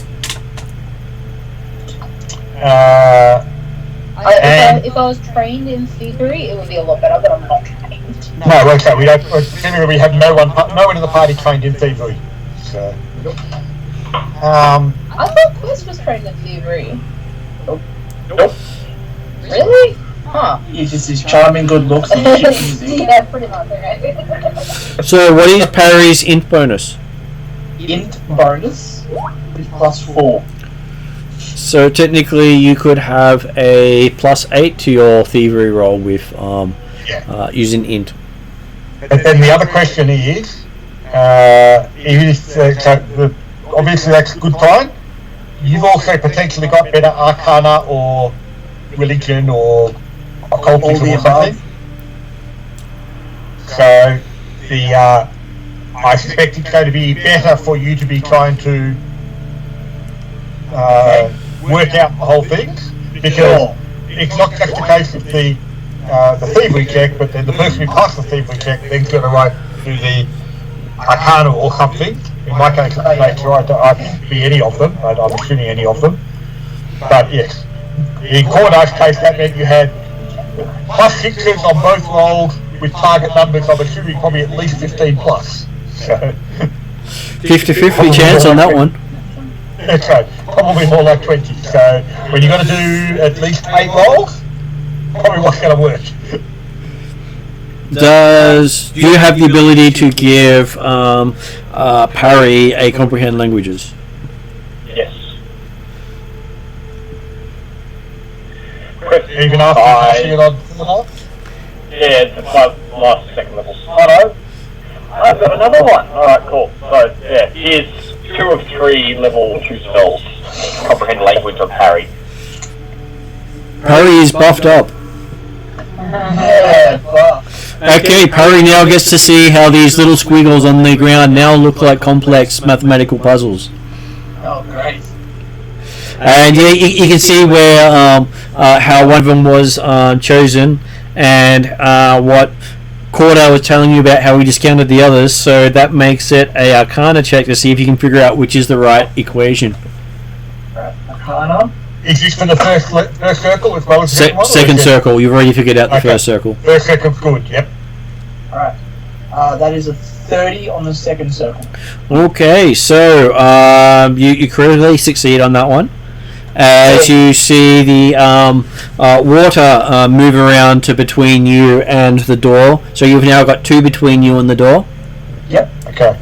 Cordar's actually deciding that, okay, he can't do much more on this one right now. So he suggests that Duzra, you stand beside the door, make sure it's there. Cordar's actually going to go to the other side and make certain we don't get interrupted in a timely manner from someone coming through the labyrinth. Yep. You can hear banging coming down that way, from down that path. Okay. So you do know that someone is in the labyrinth. Great. Well, you were told that they were trying to get through to this end. Okay, we knew they were coming, we didn't know exactly how far ahead we might be, but after having waited an hour in this part, we thought, well, certainly Cordar. And then the other people who were gonna steal the thing. Yes, Balat's sister. And the Night Heralds or something, I think they were. That is correct. Quest cast guidance on Parry. Okay. Parry gets to make a thievery check to see if he can simplify the equations. Yep. So thievery is just dex, isn't it? It is. You can use your int in this one. You get. It's. I'll use int for +8. Yep. But you've got plus an extra one because of guidance. +9. Sorry. Yep. 25. Okay, you've managed to discount a bunch of equations, so you think this one should be fairly easy for you. So that's an Arcana check. Arcana check. 27. Okay, so no problem with this one as the earth element moves between you and the doors you're trying to open, leaving the last one left to go. So a thievery check to simplify it again. Thievery check. 24. Okay, so now you're down to the last Arcana check as you think you've almost solved it. Yep. 28. 28. You are on a run as the fire moves between you and the door. As that happens, Doctor Strange just. you did. You went through a complex series of mathematical equations and solved it all as everything moved around to line up between you and the door. As the last one does, the door right next to Duzar crumbles to pieces. I'm right. Am I? You're supposed to be ready in case something happened on that You're door. meant to be ready. Yeah, well, yeah, okay, then yes, I'm ready. Drew's just laying up against the wall No, right I'm just chilling on the wall. No, I'm actually ready. I heard them coming, so. No. This is not going to be the people we heard coming. This is.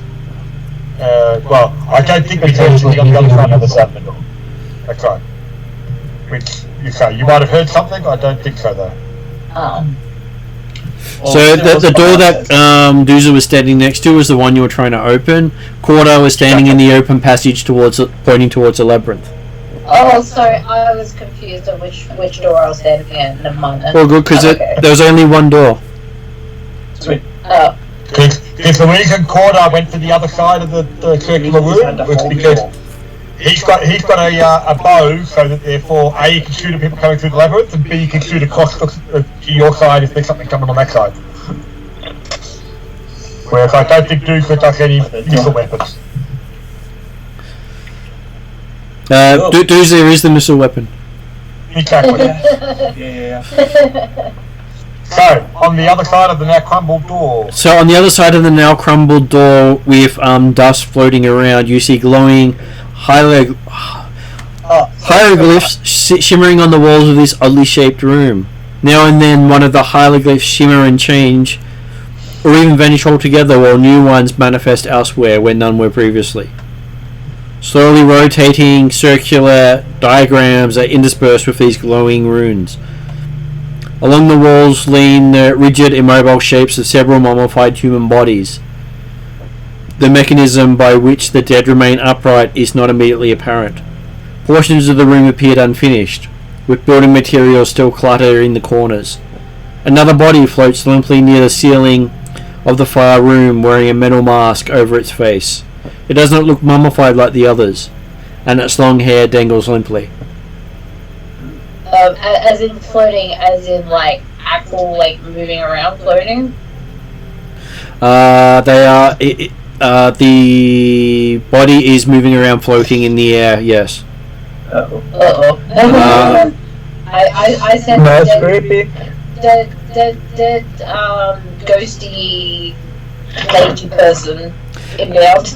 And also, Martin. Yep.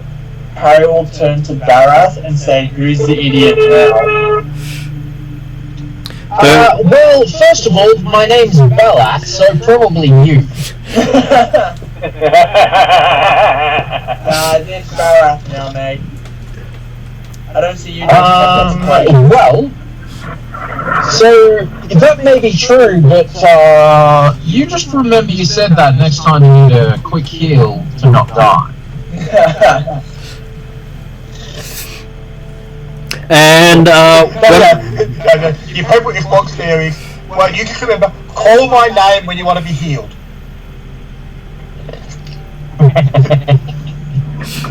Say my name. Exactly. When no one is around you, say baby on finding fun games. Okay. And Parry also sees that they don't look like runes to him, but they look like numbers that are counting down. Alright, well then I mentioned everyone, we've got a countdown happening. Where is the numbers counting down? In the wall? No one can see it but me at the moment. Oh, okay. Well, we know, okay. Other people can see runes, but first you've got the comprehend language, or no, Harry's got the comprehend languages, that means he can see numbers. Harry will say, I'd get ready, something's counting down. Okay, Parry gets to make a perception check. Perception check. Perception. I am happy for you to use intelligence instead of wisdom on this check. Oh, if I can use intelligence, then it's an extra +1, but, is guidance still up? Does guidance have the... Guidance was gone. Okay, cool. Well then it's, 28. 28.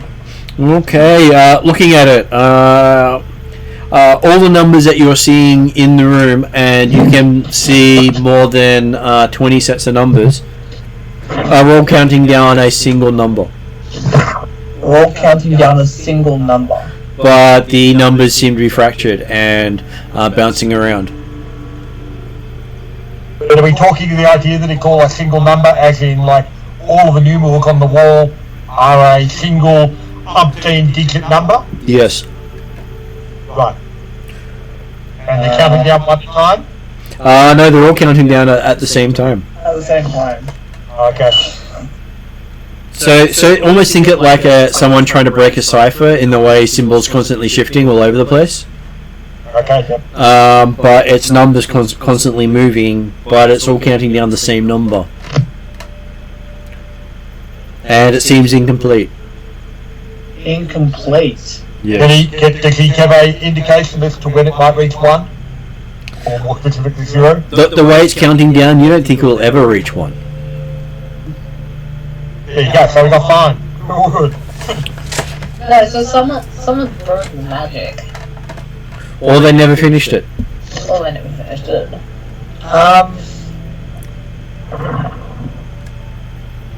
In the downtime, Harry would have probably used spell substitution as well to prepare.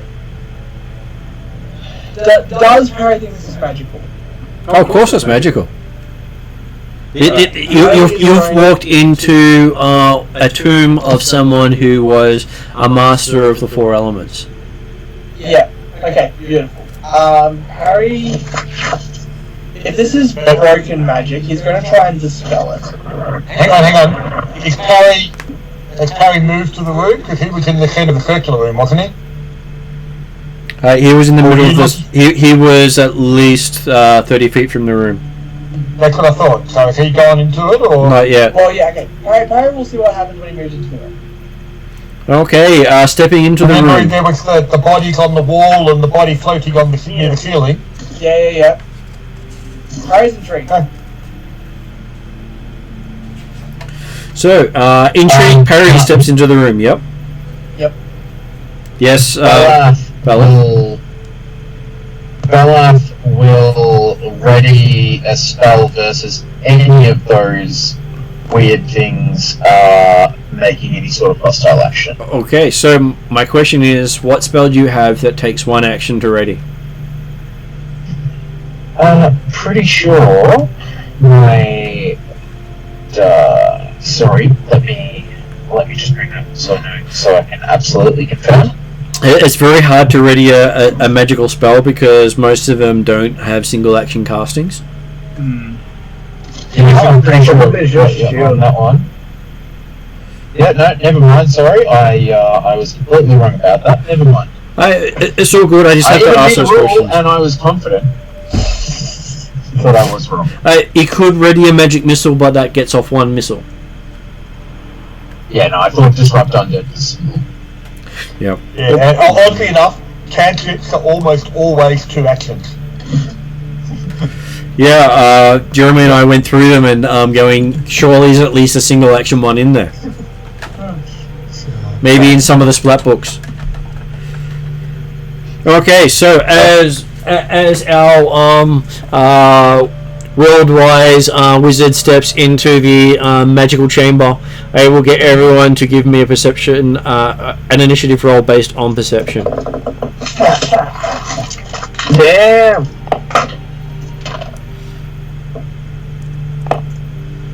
21 for quarter. He's got to much on the other side of the room. That's okay. Everyone will get a chance to see what's about to happen to your bufferless wizard around. Die. Yeah.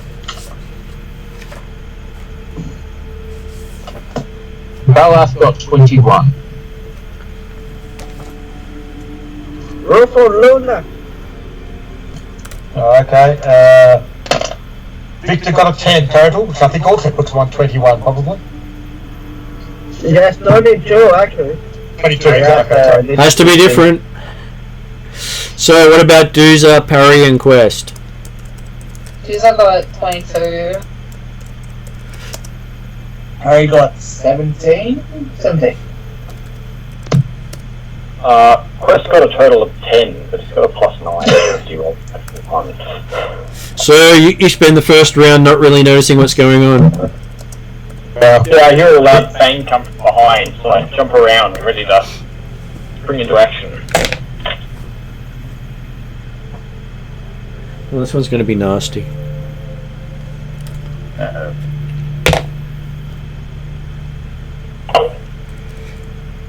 Not so bad on that one for you guys. I did roll a natural one.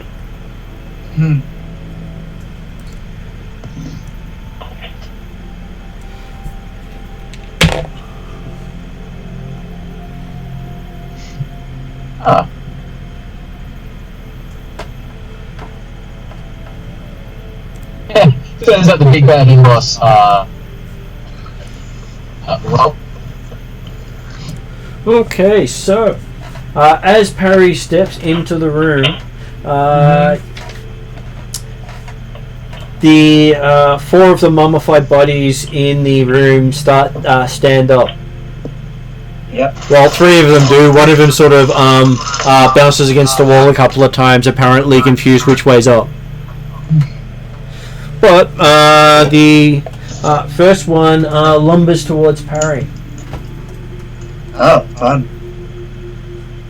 spending 2 rounds to, well, 1 round to get up, 1 round to move towards you, and then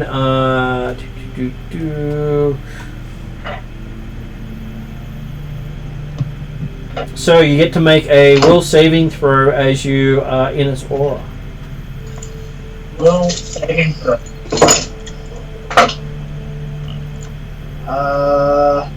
23. 23, good for you. As it then swings its dead fist at you Oh, yay. with a natural 1 on the dice. I'm assuming a 17 wouldn't hit you. 17 would not hit. So it does make it a standard critical miss. Not a card critical miss, a standard critical miss. Because it was almost a hit. 1 off a hit.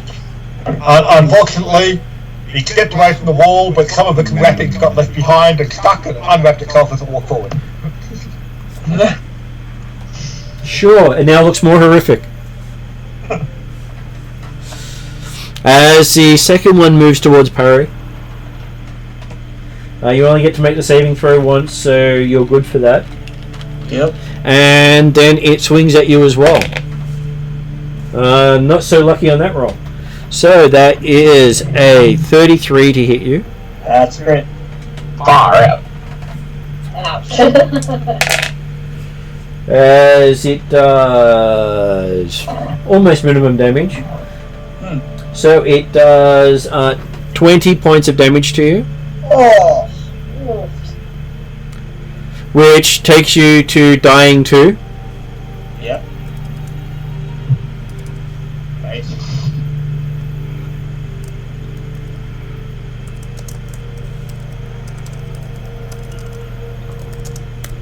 And puts you in the order just before it. Yep. Okay, next person up is Luna. Okay, what Luna will do is, she will start casting finally in her turret. Okay, you first round your casting. 2 rounds. Okay, so you're casting. Yeah. Okay, so Druza is now up as you hear chanting beside you. And no result. Oh. Okay. No, feel like Goku is like charging up. Doing a Dragon Ball Z charge up. Yeah, we'll wait 9 years for the next episode. Well, we're close to that time of the night. Yeah. And you get the spell off and then we stop till next week. Yeah. Next time on Pathfinder Society. Harry finally died. I guess I better go rescue Harry. my point is corpse. Yeah. Okay, so we'll save as you try to rush in. Oh, that's fine. I think my will save is pretty good. Let me get my character sheet up. Let's see if Duza doesn't run away from the scary, badly dressed people. Level 4 angel, there we are. What did you say? Will save, yes. That is a 14 plus 9. 23. 23. Apparently you're rolling enough to survive right now, so yes, you can spend an action moving into parry. You're now standing over parry with two of these creatures either side of him. Yeah, if they hit you again, you're dead, aren't you? Yep. If I give him a healing potion, that's not going to really help much, is it? It will give him enough healing that it will be an interesting explosion when he dies. Yep. Alright, I give her a healing potion. In the hope that you can get out before you get hit again.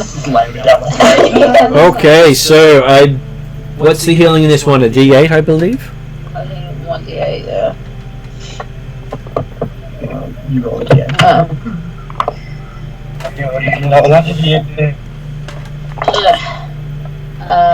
That is a 4. And luckily for you, they do not have attack of opportunity, otherwise you might have got 2 strikes against you. Yeah, that's fine. I'm pretty sure I'm on 40 points at the moment. So, Parry is on wounded 2 and now needs to make a fortitude saving throw. What saving throw? Yes, he does. It was unnecessary if you died. 23. 23 on that one? Yep. You're doing well in your 23s. Okay, so back We're to rolling different numbers but with different modifiers. Doomsday. You've had 2 actions. I've had 2 actions. I allowed you to quick draw the potion. Oh, sweet. I presume I still have my at least 1 axe out. Yes, you do. I was ready for combat. Of course, you can also quick draw the axe as well, so that's not much of an issue. Well, yeah, true. That is true, so it doesn't really make much of a difference. I'm going to attack one of them, because I can only attack one of them. And I can't put Hunter's Mark yet, because it's the end of the round, which is fine. That is a 19 plus 11. Okay, so 19 plus 11 is a 30. a 30, you get a hit on one of them.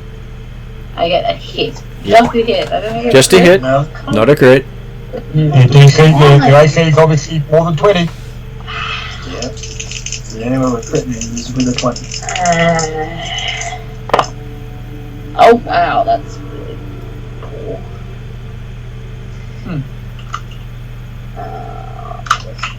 I hit for 10 damage. You hit for 10 damage. Any special effects in your damage?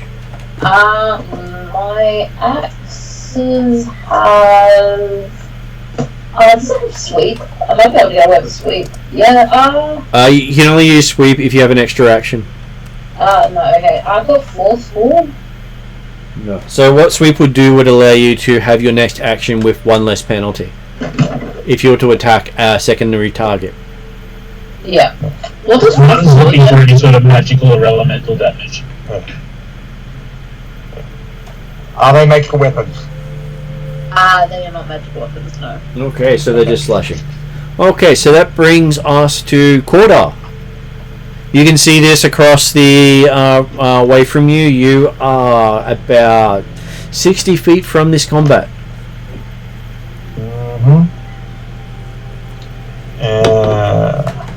Apparently someone has summoned his mummies. Okay. Do I think I can have a shot at them with the bow? Well, one of your party members is conveniently lying out of the way. Yep. So, and I'm not hearing the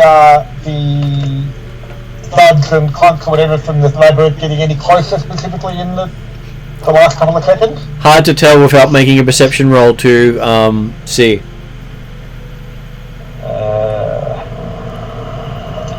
Okay, I will take a listen to see if I can hear if there's any indication of approach. perception of 10. Perception of 10. Nothing seems to be close just yet. You think you've got time?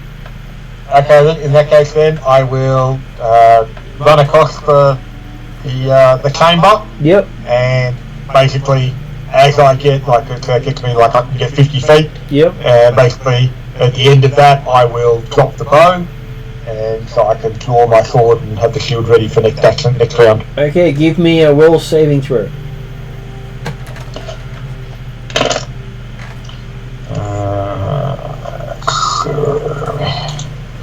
It's 9 on the die.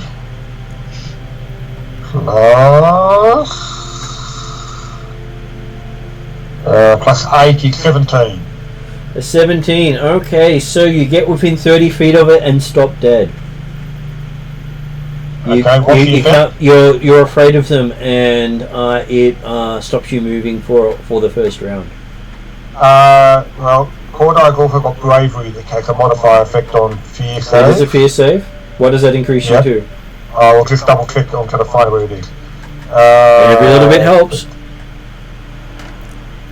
No, it's just a case of a successful save becomes critical success, and any frightened condition is reduced by 1. So happy to stop at the 30 feet away. Okay. And I'll obviously drop my bow and grab the sword and kill from there. Okay, so Cordar is of. So amusingly for your purposes, Jeremy, once it becomes your round next, your bravery reduces the frightened to 0 anyway. Right. Yeah. But the first round you enter it, you become paralysed with fear. Okay. And but then, obviously, considering it was 30 feet away from them, he actually stopped behind the party, I'm guessing. Yep. Cool. So they can't get to you anyway. Therefore, the idea the party doesn't notice the fact that he stops and looks a bit white in the face as he's coming in. Okay, Balath is in.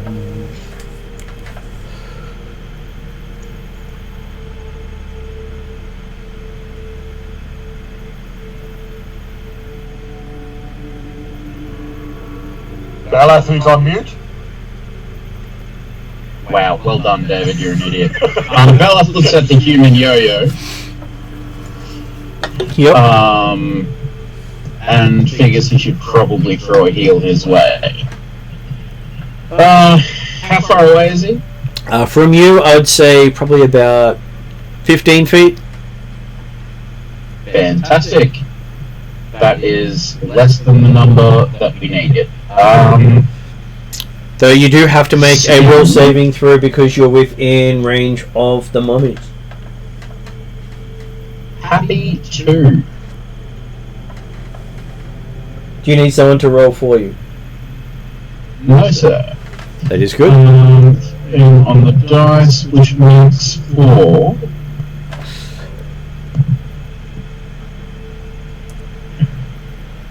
How does 24 go? 24 goes perfect. Fantastic. Alrighty, it's been so long since I've cast a heal spell, I've completely forgotten how she goes. Yeah, Mr. Healer. Well, look, I've got a great medicine skill, and I'm not wasting spell slots unless I have to. But, is anybody else hurt? Duzazon has had 24 damage, yes. Cordar's got 5 damage.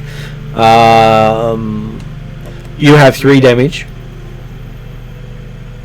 Cool.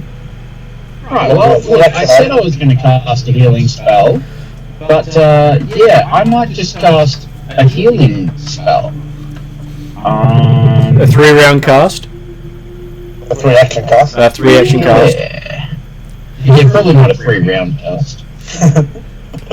I might do it 3 rounds in a row.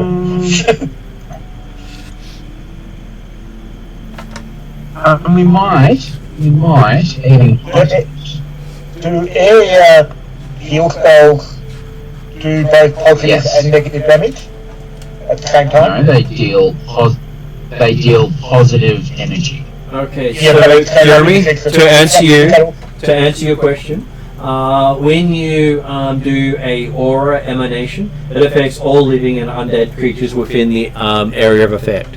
Yeah, I thought So it's both. So Jeremy, going back to the question you asked, yes. Yes, I agree. I asked it the is- question in the wrong manner, but yes, the intent was there. Yeah. So it emanates positive aura. Yeah, let's do that. And we will heighten it.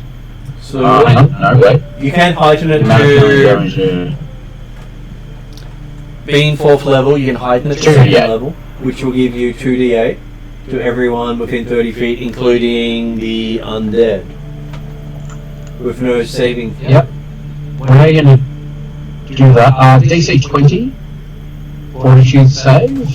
It is a fortitude save. Yes. Okay, so what's the heal effect? What's the 2d8 you got? 12.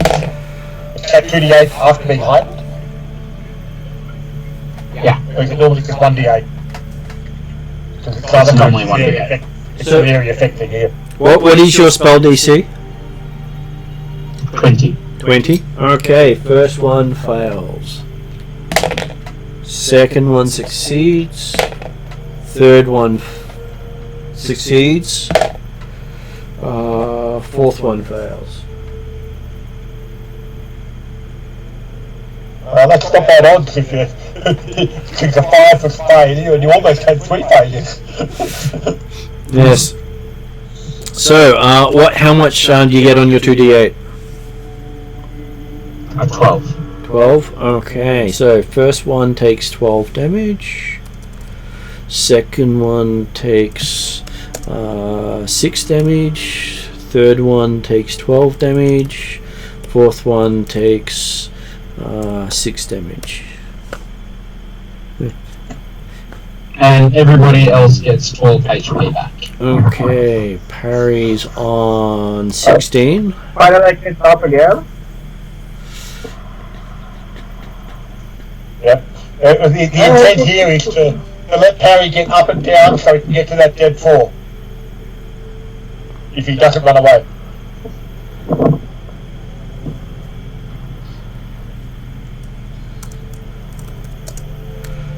So Duza's now got 12 damage, everyone else is healed. Parry is on 16 hit points. Not sure what his maximum is at this stage, so just trying to keep track of it all. So there's that is your 3-round action. That brings us to the next person to go. Is Luna. So you said Yep. his max hit points is 30. Normally 30. So, how is the battlefield right now? How many mummies is up? Okay, so there is 2 people standing either side of Parry. If you were to do a line, you would put a line through to hit one of them. You would either have to hit Parry and a mummy, or you would have to hit Duzar and a mummy.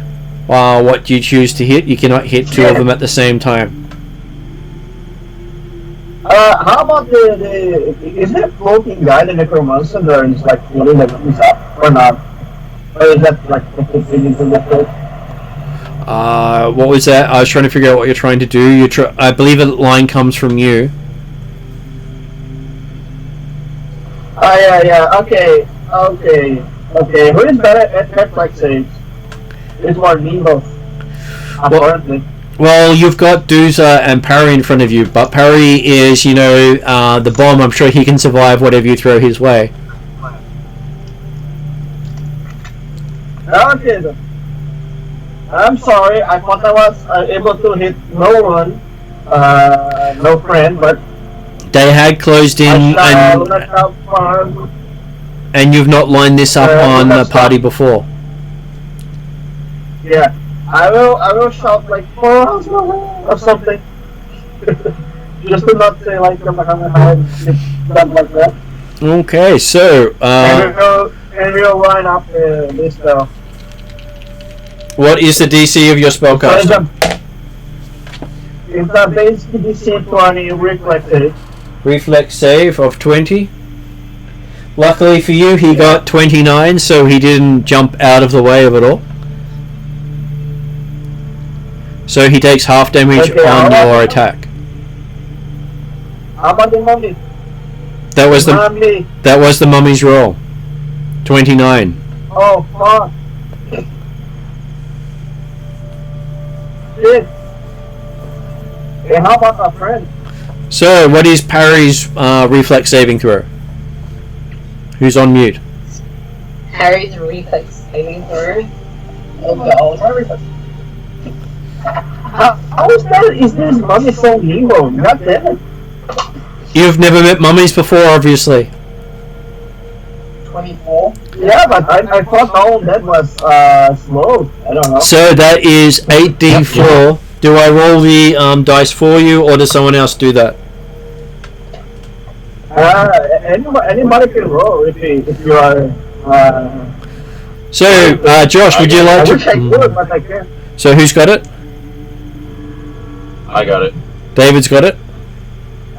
What was cast Yeah. my way? Inner Radiance Torrent. 8d4. 24 damage in total. 24 on the dice. 24 on the dice total. So that means Parry takes 12 points of force damage. The mummy too, right? And the mummy does as well. Was this a line effect, was it? It was a line effect, yes. Yeah. Cool. Unfortunately, they didn't line up for the Oracle. Yep. Okay. Now I am creating like the what's the name of the scary vampire movie? Yeah, that's the one. Yep, cool, doesn't matter. Next is. Okay, next person up is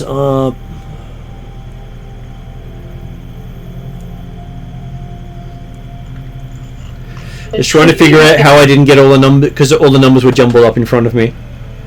Because I was after Luna, but I thought I had a higher initiative, but I could be wrong. You did rush in, and I believe you're up next. Yes. Yes. So is Harry still alive? Yep. Okay, that's good. Have you? I'm very wounded again. Though strangely enough, I think I skipped 2 of the opponents.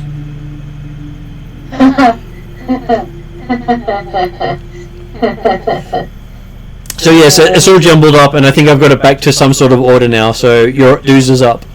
Okay. How many? So are the 2 still surrounding Parry, or did Parry get out of the room? I'm still down in the room. Parry is prone in front of you. He is still prone in front of me. Okay. Yes. I am going to Hunter's Mark one of the mummies. So somehow you managed to get 2 actions between Parry being on the ground. I mean, I can let Parry go first. I have no problem with that. Unfortunately, the next one after you is Mummy, followed by other stuff. Okay, well then, I guess I take my go. No?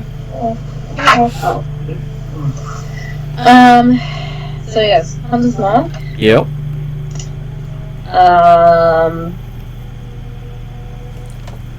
I am going to quick draw my other weapon. Yep.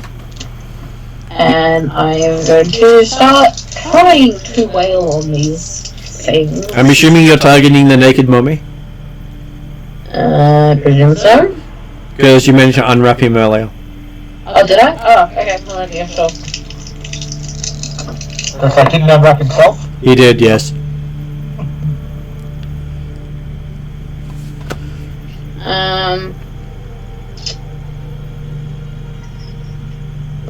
That one might not hit, we'll see.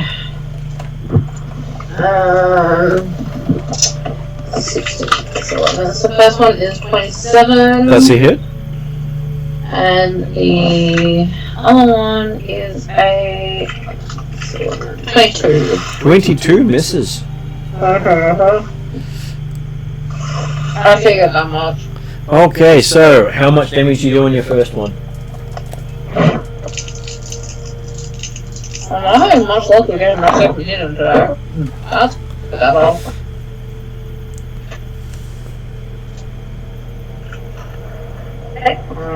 Seven plus 5 plus 4. 16.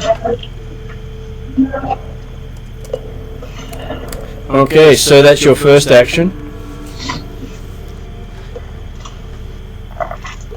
I try again.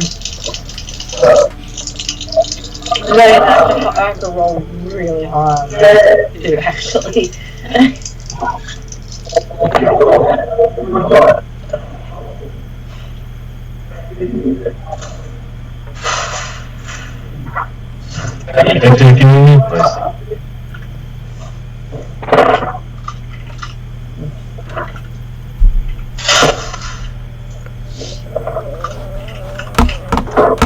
Okay, just trying to get my mouse First one's to a 23. First one's a 23, that's a hit. I'm guessing that's the magic number. It is, considering a 22 missed. And the other one's probably just gonna miss. As long as it's not a 13. That's a 15. Close. So just a miss. Okay, so you get to do another hit of damage.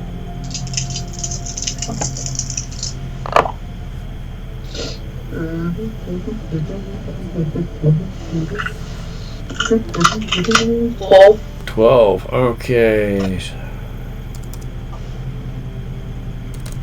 Okay, so you've got one round left. You want to try it again with minus 12? No. I'm probably... Can I stand over Perry in a way that's gonna, like... You can. Okay, He's mine! He's all mine. I'm sure he's all yours. Can I stand in front of him, kind of like... Well, he's prone. You can stand in his square quite easily. I'm not in his way, I'm in the mummy's way. And he in his square. No, because Perry wants to Just run. pick him up and present him to the mummies. Parry can easily crawl out into another square and then as a action. Okay, yeah, I would rather try and guard him because the mummies are going next. No, rather than target me, standing in his square. Okay, Or so at least attempt that. you do that, and you are now standing over him, providing protection. A third mummy shuffles over from the wall towards you and swings a fist at you. Apparently not a good fist because you only hit armor class 18. That's miss. And then Mummy and Quest both missed the first round, which I should have done there. The reason other people got shuffled around a lot was because I was applying damage and forgot whose initiative we were up to. Who was who? Yep. So top of the second round, and Mummy that you've beaten up a lot tries to beat you up in return. So swings a fist at Doozer and hits a 31. No, sorry. It is 31. Yes. Okay, not a critical. Not a critical, but it's a hit. Just almost. So does 10 bludgeoning damage, and Doozer gets to make a Fortitude save. Fort save. Lucky Fort is my best one. And I'm sure you've used up all your ones for today.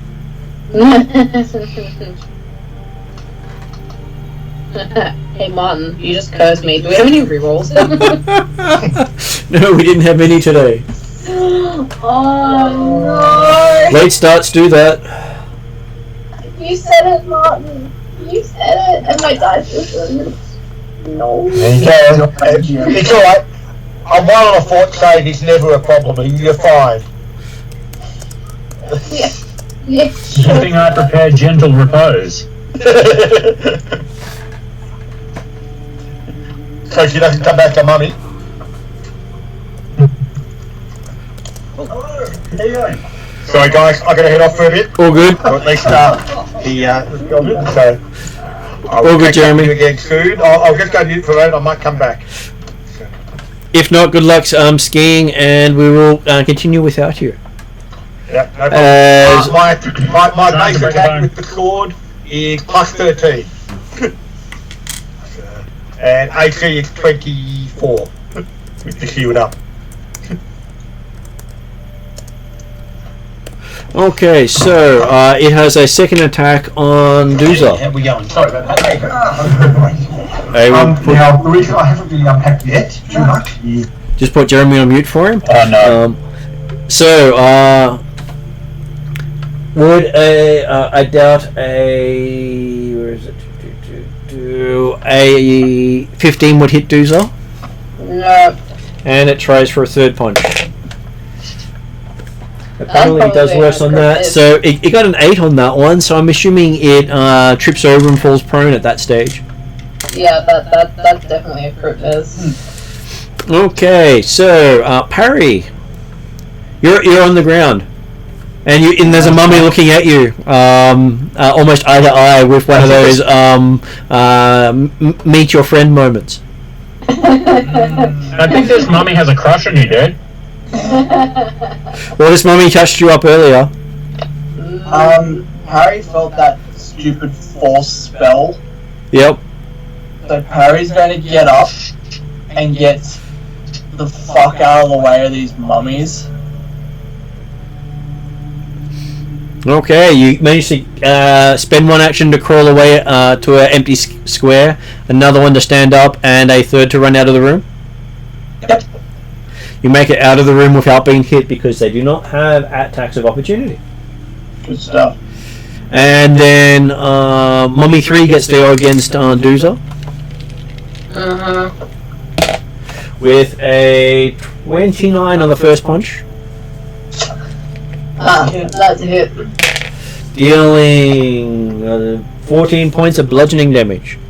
Ouch. I don't even know what my total damage is at the moment. 37. He's still up. I'll stop.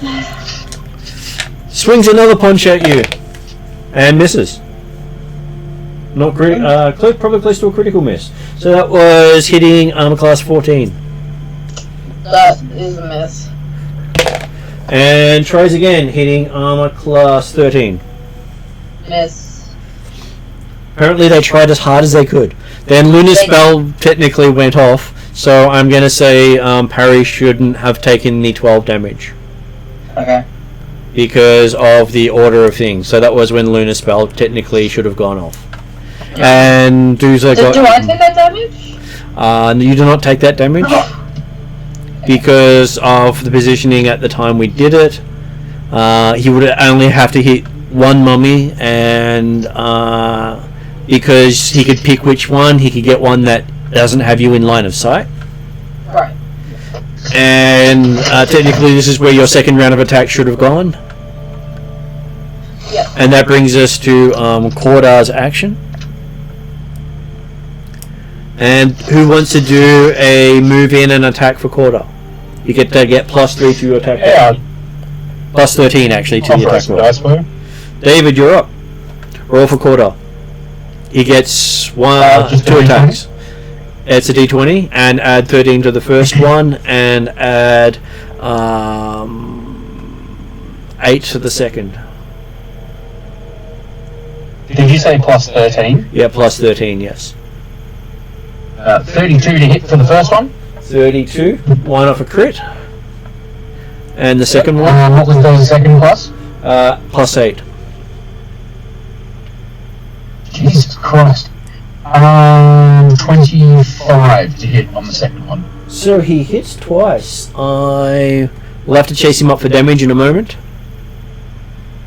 Well, I'm going to say he beats up the one on the ground. Okay. Just because that helps you out by taking one of them out of the picture. Yeah. Okay, so that is Kordar rushing in. Then Balath is now up. So our properly dying friend is out of combat, isn't he? Yes, he is hit point 16, wounded 2. Yeah, don't die. And his character is in combat, right? In combat with 37 points of damage. Yeah, cool. You're getting a 2-round heightened heal. Okay, so that will be 2d8 plus 20. Is that correct? Plus 16. Plus 16. Yeah, I keep thinking plus 10, but it's plus 8. Yeah. Yeah. 14 plus 16 It is 30. So, Duza not looking so bad anymore. Okay. A total of 7 damage now. Total of 7 damage now is correct. And I still had like 23 hit points to go. Yeah, but you're standing between the mummies and me. And the mummy number 1, who went late, gets to attack Duza now. Hitting an armor class. And you 26. being in between the mummies and me makes you the most important party member. So I believe a 26 is a hit. 26 is a hit, yes. That's right. Okay, so you take 9 points of bludgeoning damage from that blow. Okay. He swings again at you. Looking at his ungraceful armor class 14. It's a miss. And stares at you in disbelief as its third action because you can't believe it's that hard to hit someone. Okay, mummy number 2 detaches from the wall and shambles over. So Duza now has 3 mummies around you, having one of them being beaten up on the ground by Korda. One of those die goddamn you die actions. And this one has 1 attack and hits armor class 32. Is that it? Yeah, that would be crit because it's 22 plus 10, so yes. Okay, so it is rather high in the dice compared to normal. So that is 16 doubled, makes it a 32 points of damage with that blow. Ouch. 48 damage. So luckily you got that heal last round. Yes, lucky I got that heal last round. And now we're up to Quest. Sorry, how much damage have you taken again? I'm now to 48 total out of 60 hit points. As in you've got 40 or you've taken 48? She's done 12. Yes, I'm down to 12. Okay. Okay, so Quest, you're up. What would you like to do? There are 3 mummies currently pummeling Duza. Yep. And Harry's out of the way. So I guess we're gonna do the focus point and roll another d20 on a performance check versus my level. So we'll get a 4-round Inspire Courage spell going. Yep. I think I'm going to use my last level 1 slot to cast Soothe on Duza. Yep. Which will give him... 1d10 healing. So, how much healing do you provide? It's going to be a 7 plus 4 for a total of 13. 13, which will bring it down to 35 damage. Okay, so yes, the Inspire Courage is up, and Quest gets to make a will saving throw to determine if he is afraid of these things or not. And I'm happy for him to do it after his Inspire Courage kicks off. Good. Oh, it's good. It's going to be a will save, makes it plus 8, 16 total. A 16 total. Apparently, you're afraid of these things. Yep. They are Am I getting any fearful. closer? Well, you can't. You're basically paralyzed for a round. Right.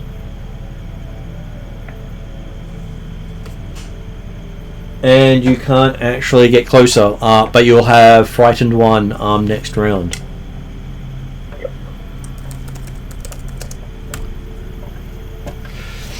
And that brings us to the top of the round, and Mummy 4 was destroyed, so we're now on to Parry. Way, Parry. Please, for the love of God, at least kill another one of these things so I don't keep dying. Well, At least I'm stopping the rest. I'm doing my job. well, the following on from last session, then I have no level 2 slots. Magic missile it. It's just magic missile fiesta.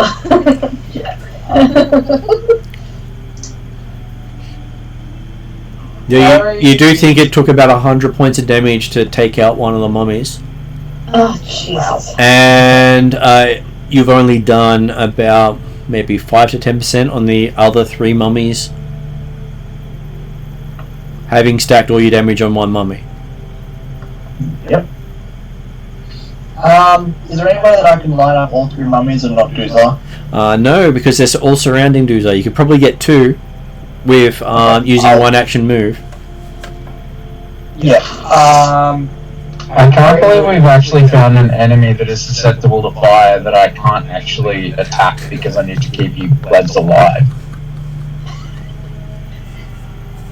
No, Doozer's doing his job, okay? Leave me alone.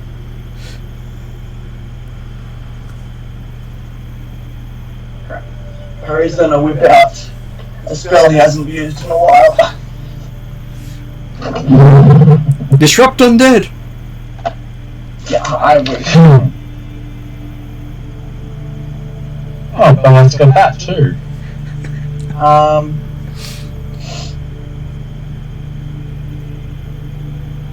Cool. He's gonna whip out grim tendrils on two of the mummies. Grim tendrils. 30-foot line, you deal negative energy. You do realise it's negative energy. Whoa! Actually, no, it's probably not ready. That's why I thought I'd just point that out and make it so much harder as they get healed every round. Yeah. Alright. Then what it's going to be is Luckily it's a 1 round spell, so it's fire and forget. So what are you going to try to do next? Harry is going to... He's going to throw some electric arcs. So I'm going to target two of the mummies. They both get reflex saves. What is their reflex they need to get? Whatever my DC is, it is 20. First one got to 24. Yep. Second one got to 17. Alright. So you're going to do half damage on the first and full damage on the second. So first one. So that should be 2d4 plus your int mod. Yep. The first one gets. Well, she just roll the same and we'll apply it to both. Oh, well, if that's the case, then it is 9 damage. So it'll be 4 and 9. Because it's rounded down, isn't it? Yep. Amusingly, you picked it on the one that was most damage, you give it the most damage. So that works out for you. Yay! He's now at 20% arm damage. I'm helping. Okay. Well, that I wouldn't have needed to move to begin with, so... One action left, what would you like to do?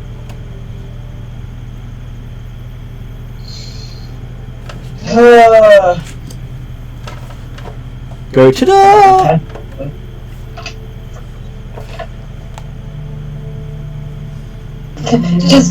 just comment at the mummy that's dead at Drusilla. Just be like, come on, hit it. Yeah. You can hit better. Okay, so you say that to the mummy that stared at Doozler. That mummy sort of shrugs its shoulders and goes in for that pummel because, well, it can do better. You said it. Yeah, I know. I wasn't typing it. So it hits an armor class 33. Yep, 33. I can do better. Yeah, that's another crit. You can do that. Oh, Jesus. Okay, and almost maximum on the dice too. So that is 18. Double makes it. You're down. Did someone heal me? Nope. You're in 35. So, and I think I've just done I don't know how to turn yet. 38 damage. Oh, yeah, I'm down. No, 36 damage. I did 36 damage. Double damage. I can be around if needed. Well, I think we're almost up to you, Jeremy. Yeah. How much damage do your swords do? Does your sword do? 2d8 plus d6 fire. So yes, I didn't actually get to pass that on when I was doing a quick thing. So yes, I had plus 13 and yeah, 2d6, 2d8 plus. It swings a fist at Cordar after shuffling to move next to him and gets an armor class of 20. Misses. And then it is Luna's go, if Luna's available. Luna's not available, so Luna is... What's your strength plus? Plus 4. So it's Cordar's go next. Okay. So I'm assuming that he's moved into melee with these things beside, has he? Or He has still right moved. back at the... You have moved into melee and you took out the one that was prone. Okay. And there's another one nearby me. Oh, right, yeah, you just killed it, yeah. Another one is next to you, yes. Okay, I will take a swipe at one then. 18, 20, 31. 31 is a hit, not a crit. For... Oh, you get a +1 to attack and damage as well. Oh, I'm getting cut +1 to attack damage, am I? Yep. Okay, so it's actually 32 to hit. And... Still one off. 8, 12, 12 magical slashing, and 6 points of fire.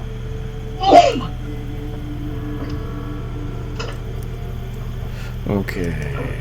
22 plus 6 points of fire. Okay, he takes extra fire damage. So you've taken it up 20. You've taken down its health by a total of 20% with that blow. Okay, I will take another shot. Another 18. Is 27 to hit. 27's a hit.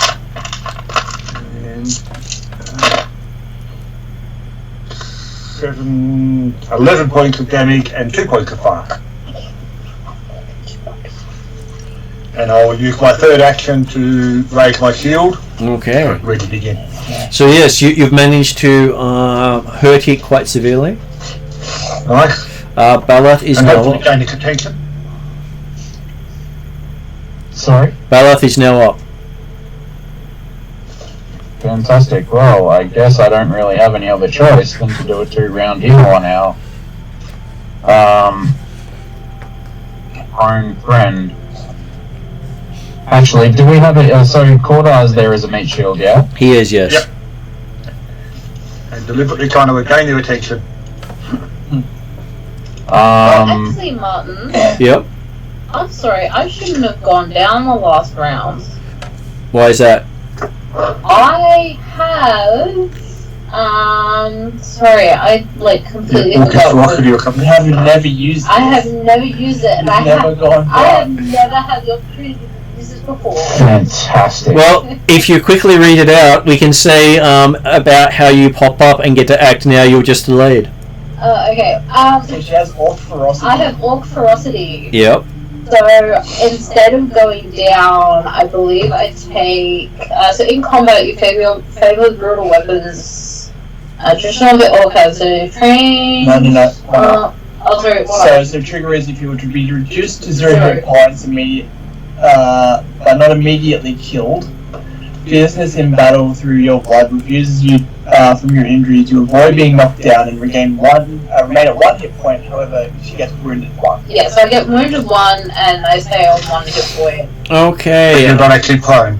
But I'm not actually prone. In which case, I might have that you were knocked down instead of Otherwise it would have kept wailing on you. Yeah, sorry, I completely In which forgot. case- I've been wanting to use it for the longest time. In which case, quarter has gone and you get to go. So you can now step up as an action and then attack it. I can step up as an action and no attack. And you get flanking this time, so it gets a lower armor class thanks to quarter and his Sword of Awesomeness. No. So how many are left? There are 3 mummies left. Right. One of them on 50% hit points. The one you're flanking. Burn marks are Yep. one's been singed. I'm gonna Hunter's Mark the one that's being singed. Yep. I'll also move my Hunter's Mark to that. So that's 2 actions used, 1 action left. Yes. And then I'm going to smack it twice. Or attempt to smack it twice. That is a... might actually hit on both for once. 16 plus 11, which is 27. See it? And 15 plus 11, which is 26. Also a hit. So double hit. Oh my god, finally. Do you get anything special for hitting twice? Apparently my second wind has given me, Smack this. yeah. I think if you get hit twice, it's just the any damage resistance effects. Like you effectively counting as single damage on both attacks.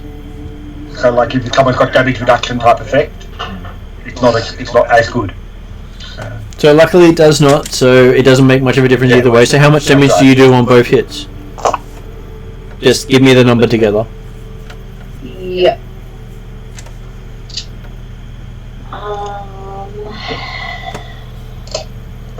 Seven plus 4 plus 2 plus 3 plus 4. Total 21. 21. Okay, so looks like it's about 70% done. God love it. But you did hit it quite badly. And now it is back to Balath, who was going to do his potential hit. Back on our angry orc. 38 health back, so she's now on 39. Just in time for... do you do anything with your last action? No. Okay. Mummy number 1 attacks Duza with flanking. It's got flanking as well. So it hits armor class 30. That is a hit. And with your armor class reduced by 2, I believe that's a crit. Oh, is it reduced by 2? Yeah. She's a flanking. Oh, come on. Okay, so... I tried to make it me. Sorry. So it does 24 points of damage to you. That's what you get for not going down. Down again. I'm down. No, you should be on 15 hit points. Oh, no, it should be on 15? Yep. Because You just got healed. zero on you before you went down, before you got hit again. Its second swing on you. Apparently that was a... Oh, you're down now. That was a 31 upgraded. That's a card. Are you fucking serious? Yes, I am. It is a critical hit.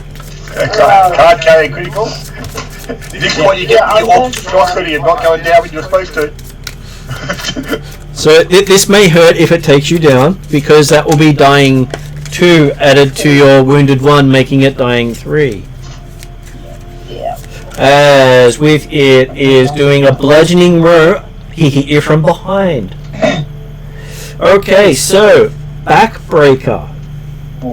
Until healed, the target is clumsy 2 and enfeebled 2. You might want to lift those up. On the bonus, it doesn't sound like significantly extra damage. It doesn't do any extra than the normal double damage.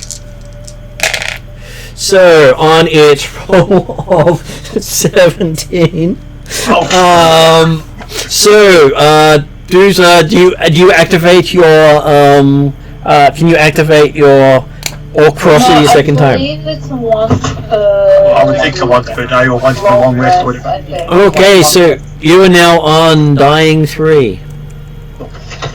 Ouch. But on the plus side, you're not feeling your broken back. No. I can't feel anything. So you have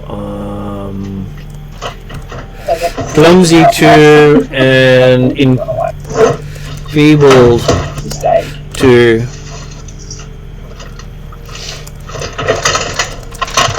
So that's going to hurt for a while. I feel you on that one.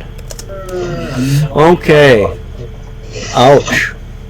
Okay, that is now Mummy number 1 does the thumbs up to parry. Does that take an action? Yep. To do that? That's hilarious. And Mummy number 2 shambles over to Cordar, spending 2 actions to get there because he was just that far out of range. He had to get around 2 people, and he has 1 swing at Cordar, hitting armor class 31. Wait, doesn't he have any actions left if you use an action to do the thumbs up? No, this is Mummy. This is the final Mummy. Oh, as you said, actually, right, sorry. The final Mummy shambles around to get to Cordar, hitting armor class 31. Yes, I put her at the case, but now I can tell that they will be replacing her and not the And that means it's doing 12 damage to Cordar. I haven't got around to taking anything yet. Jeremy, you're not on here. And Jeremy just took 12 damage. I took 12, sorry, okay. And yes, you're still not on mute. So you're taking 12 damage. I do apologise for making the begging question. I had meant to go on mute. All good. Now we're up to Quest. How is Quest going to save the day? Oh, how indeed. Especially considering the big bad hasn't shown up yet.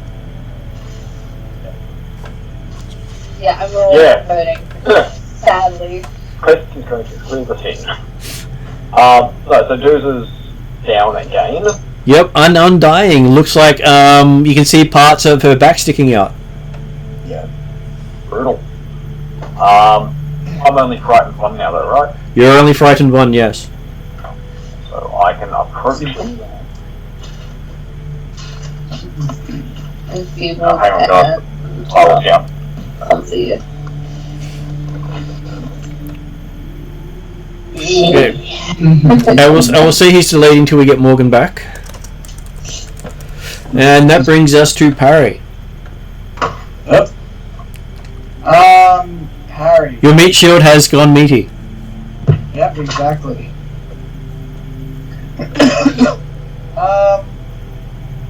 Harry is going to... But the tank is still there. Yes, one of the tanks is still there. One of the tanks is still there. As always. No, the tank. as opposed to the meat shield. Yeah. That's fair.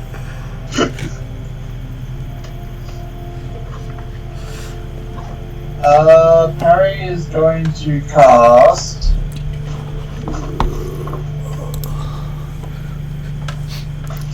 Just so you can see the card. He's going to keep on trying to hit 2 at once. He's going to cast another electric arc. Okay. The reflex save. Reflex save. So the first one is he rolled poorly. So he got a 19. Yep, so that's a fail. Second one, he rolled well. He got a 28. So he's a success. So, what's your damage roll for the lot?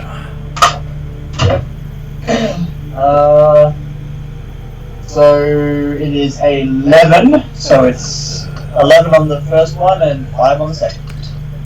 So the first one's at 80% on damage. Good. I'm helping. And the second one's at about 25%. And the third one's still at about 6%. Okay.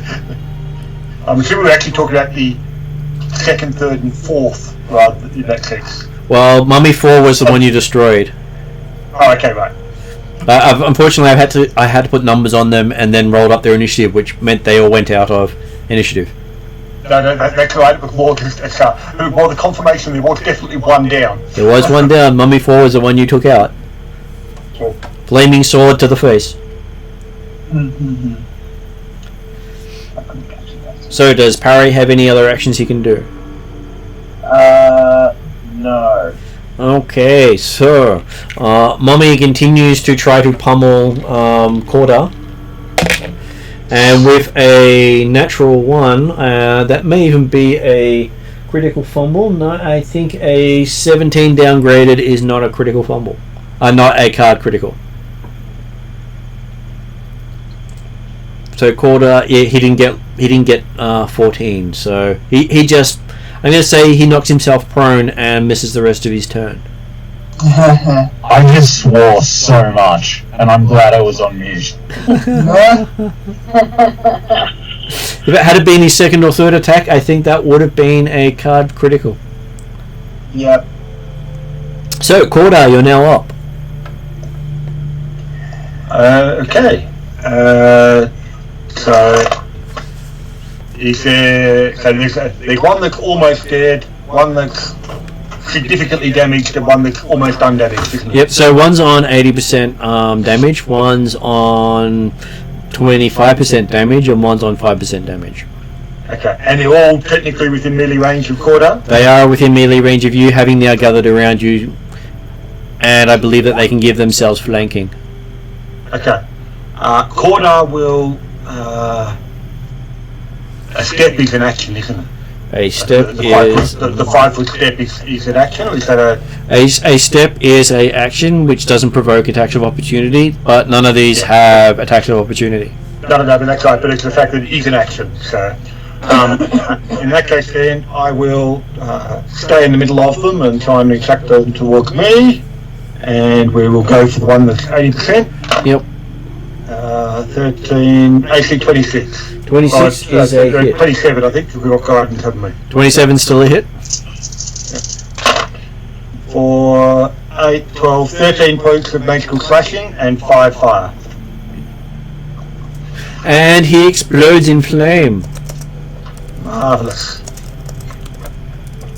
Going for the next most significantly damaged, so it's about 40 odd. Natural 20. Natural 20. Did Probably you? won't put it up to a card carrying critical. That'll be 29. 29. Okay. Close to a card critical, but it's still a critical. Yeah. The persistent fire damage will be quite useful to you. Yeah. Particularly when it's 9-point cover. And 10, 17, 34 points of magical slashing damage. 35 points of magical slashing damage. Okay, so it's about 60% damaged. Okay. And then third action is again raise the shield. Yep. Got the extra AC.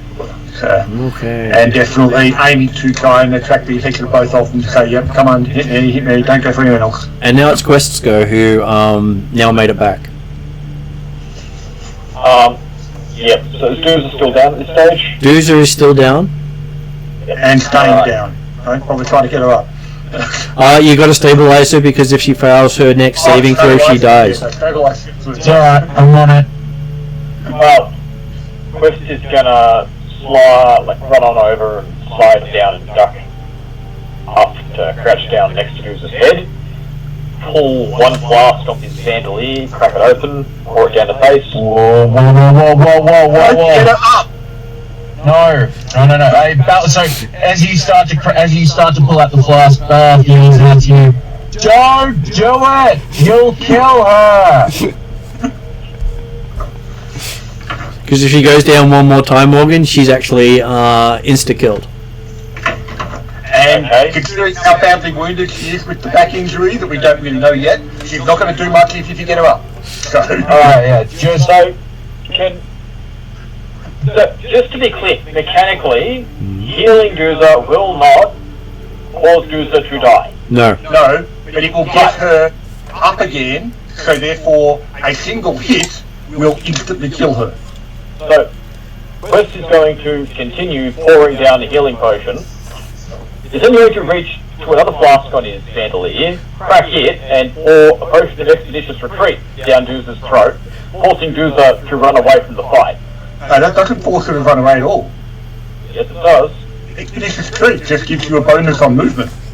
And gives them frightened, becomes fleeing, and must use their actions to leave the source of the fear. Expeditious Retreat! It's a positive spell. It's a potion. Yeah? Which one does that come from? I'm just looking it up.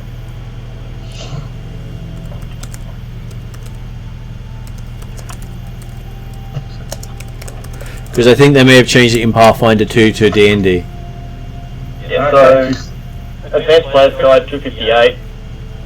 When drinking this potion, you become fleeing for 1 minute and gain a 40-foot status bonus to all your speeds and immediately stride. Must flee. Oh, that's also not good. Why is that also not good? Because you have enemies on the other side as well. If you continue to flee for a minute, you're probably going to end up over there with them. Or might flee to the exit she knows. Yeah, that's right. On the bright side, she's more likely to flee back down towards the other side of the mountain, like away from the other enemies at this stage. Will be given that option on their turn. So yes, you have got them in. You've done that. I don't believe it changes their initiative when you heal them. So how?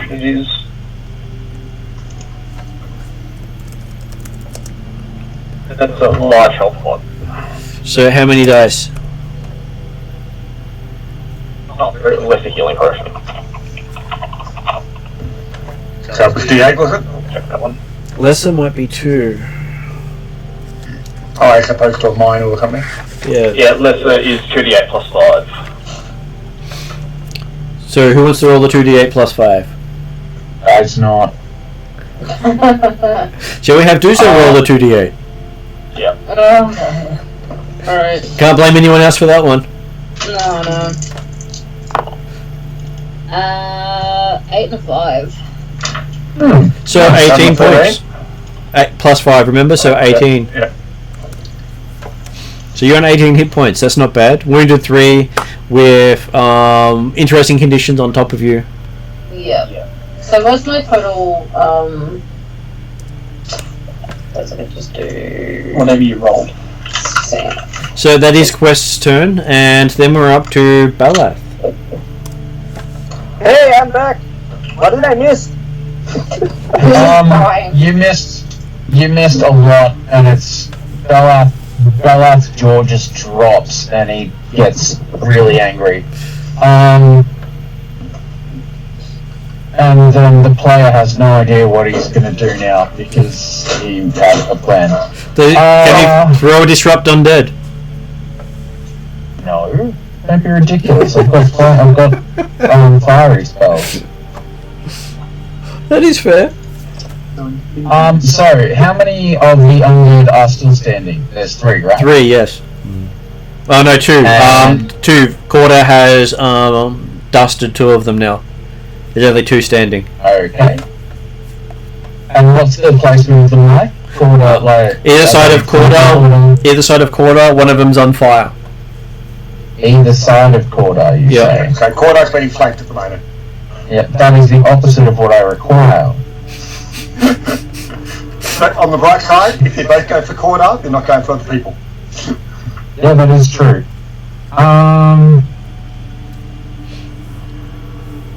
Well, I guess we are going to go with Disrupt Undead then. Going for the flaming one or the non-flaming one? Which one looks more? The one that's burning is more dying too. Right, he's close to death. Let's go with that. Can we get a basic fortitude save at DC 20, please? Okay, you can. So that becomes a 34 upgrade. Piss off. It's alright, he's gonna die from this burning crack, okay. Martin, we talked about this. I'm sorry, I'm just looking at it going, The what only the hell? time that I play that I can actually see the dice roll, and I look to see the dice roll, and I see And you a get flash blinded by the point. flash. Flashy, flashy. So a basic fortitude save, does that still make it half, or do you just... No, the damage you do is irrelevant to the saving throw. No, but because it's a basic save, a critical success will probably mean no damage. Okay, so no, a critical success means no, it'll be half damage. No, critical success means no damage. A success is half damage, a fail is full damage, a critical fail is double damage. Yep. So he managed to take no damage from your spell.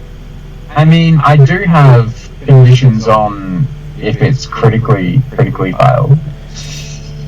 It critically succeeded and dodged out of the way of your spell. Well, just face palms. What'll be worse is when it drops dead from the burning fruit from the flame before it actually does anything. Luna's Guys go. looks to his raven and is just like, really? Raven looks back and nods a touch. It just winks at you with that whole, I'm sure you can do it next time. Keep practicing. Shut up. And so it is Luna's go if Luna's available. Luna's available. What happened? Did we leave the room with the two mummies? No, More mummies? there's two mummies remaining, that's all you need to know. One of them's on fire. That is just two mummies. It's so good it dodged Disrupt Undead. Damn it. Okay. Is there a 15-foot cone between me and the mummies? And can I use one move up? Well, you can get four things with that. There's a prune party member, there's a Cordar, and there's two mummies. You can get them all in that cone. No, wait. What I mean is, I have one move action before I can do a spray. Cordar's in the middle of them, and so is the prone body. God damn it. Any area effect will get all four. They've been keeping the mummies at bay from the rest of the party, so that's why they've been between them. Welcome to my world. Okay, does anyone needing Forbidden Ward for some reason? No, I'm sure that Cordar would love to be harder to be hit. Okay, then I will give Forbidden Ward on Cordar and then Guidance. If I need to move, then I will dish that Guidance and use only Forbidden Ward.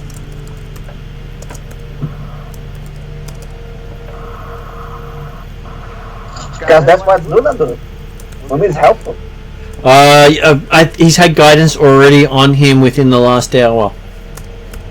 Then I will use one action to use occultism to do a knowledge check on the mummies. Is occultism? Is it society? Okay, Wasting time.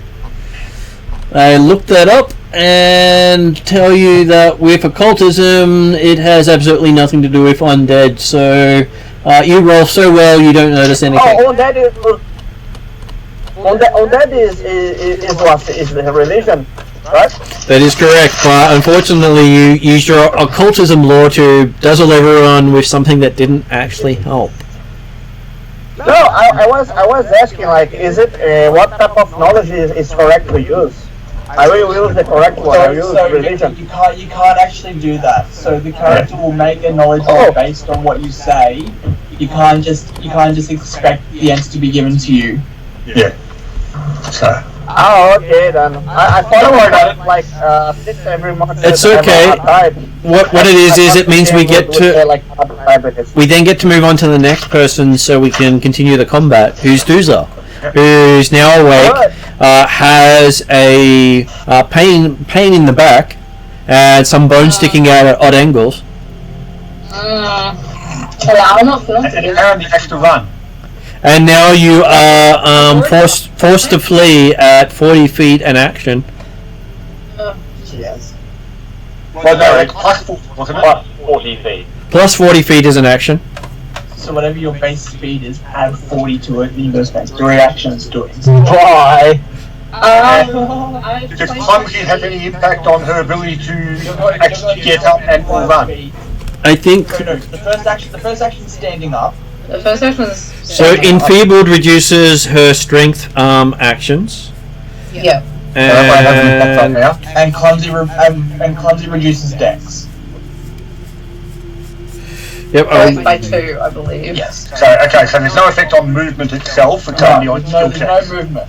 Yep. No movement penalties. Waddle away very quickly. I'm just spraying blood everywhere. So It's fine. your first action is getting up, and then it's 150 feet by.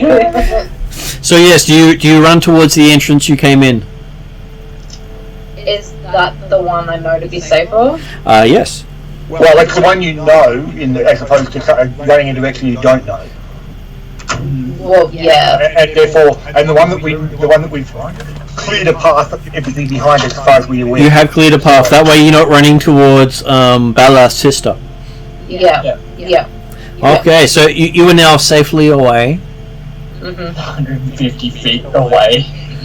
Jesus. Thanks, Quest. And don't worry, you saved my life. you have 1 minute of this, so you have another 9 rounds of running it, so you'll be 1,500 feet away from the party by the time you stop. Oh, Jesus. Yep. If not more. Because you'll be going 225 feet. Though, amusingly, as you run by. reading the potion, you immediately moved your move plus 40 the moment you drank the potion. Well, except that she was awake then, wasn't she? Yes, because it says you immediately stride the moment you take the potion. It doesn't say it takes an action. So you could just move, and then take the potion and move. So what's your basic move? It's 25? 25. So you move 65 in action. You have 3 actions moving, so that's quite a lot of movement. That's close to 200 feet. So you're at least 200 feet away from the party. Yeah. Jesus. Okay, so yes, it's like, and there's this blur and Doozle's glowing. Yeah. The flash just runs right by you. You don't really know what just happened. So, Burning Mummy takes the burning damage at the end of its round, tries to hit Dooza. Not Dooza, Corda. First swing is a armor class 30. AC 30 will hit. Corda takes 17 points of damage. And gets to make a fortitude save. Actually, you get to make 2 for the previous round as well. Okay. Question, is Forbidden Word only gives +1 to AC, or it gives a flat check to hit? I'll look it up if it's... Sorry, what did you ask? Anyway, it's being investigated. Yeah. Okay, for that. It just gives him an AC bonus, it doesn't stop him being attacked. So, Jeremy, what was your 2 fortitude Fortitude save? is 24 on the first one and 20 on the second one. Okay. Don't worry, you won't need to make any more fortitude saves. Well, and like a hit again. Or hang on, maybe not, maybe it's only on the 21 for Mummy. No, he's about to get burnt and fall over. But yes. And I took, what was it, 17 damage? You took 17 damage, yes. And it has a second attack on you. Apparently that's going to be a 31 upgraded. Jesus fucking Christ. 31, okay, so it's just a critical. Yep. Not a card critical. I know, I'm happy about that, as it does 9 plus 7, 16, 32 points of damage to you. 32, I suspect we'll definitely put him down. Where am I? Because I've got to redo the count now. 32, that takes you to 61. 49. Yep, so I'm down. So that puts you on dying 2. Did you want to raise your shield to reduce the damage? Actually, yes, I can do a shield block, can't I? Yes, you can. So yes, I'll do a shield block on that one. And how much damage does that reduce? That takes it. Shield's got a hardness of 10, I think, from memory. So it will end up taking. So then we take half each of what's left, which is the 22. So 22. So we then take 11 each, I think. So the shield gets destroyed, and I think that puts you at 40 damage. Yeah. That's fine. It's certainly better than being down and dying too. So Okay, and it has a third swing at you because it's been going so well so far. And on its third swing, it gets armor class of 15. Not so 15 will good. miss, but not critically. Okay, the final mummy. So he now takes his damage. He takes. He's now 75% down. And does his flat check, and he is one off putting out the fire. And the last mummy attacks you with flanking. Yep. Gets an armor class of 24. 24 will hit. God damn it. And he Not shield does anymore. 13 points of damage, so it takes you up to 53. 53 doesn't quite put me down yet, but only very just. Swings at you a second time. This one is hitting armor class is 25 with flanking. 25 will hit, and so that'll certainly take me down. I'm on 1 hit point at the moment. Okay, so yes, that puts you on dying 1 instead of dying 2. Yep. And that's the end of his actions. As it is now Parry's turn.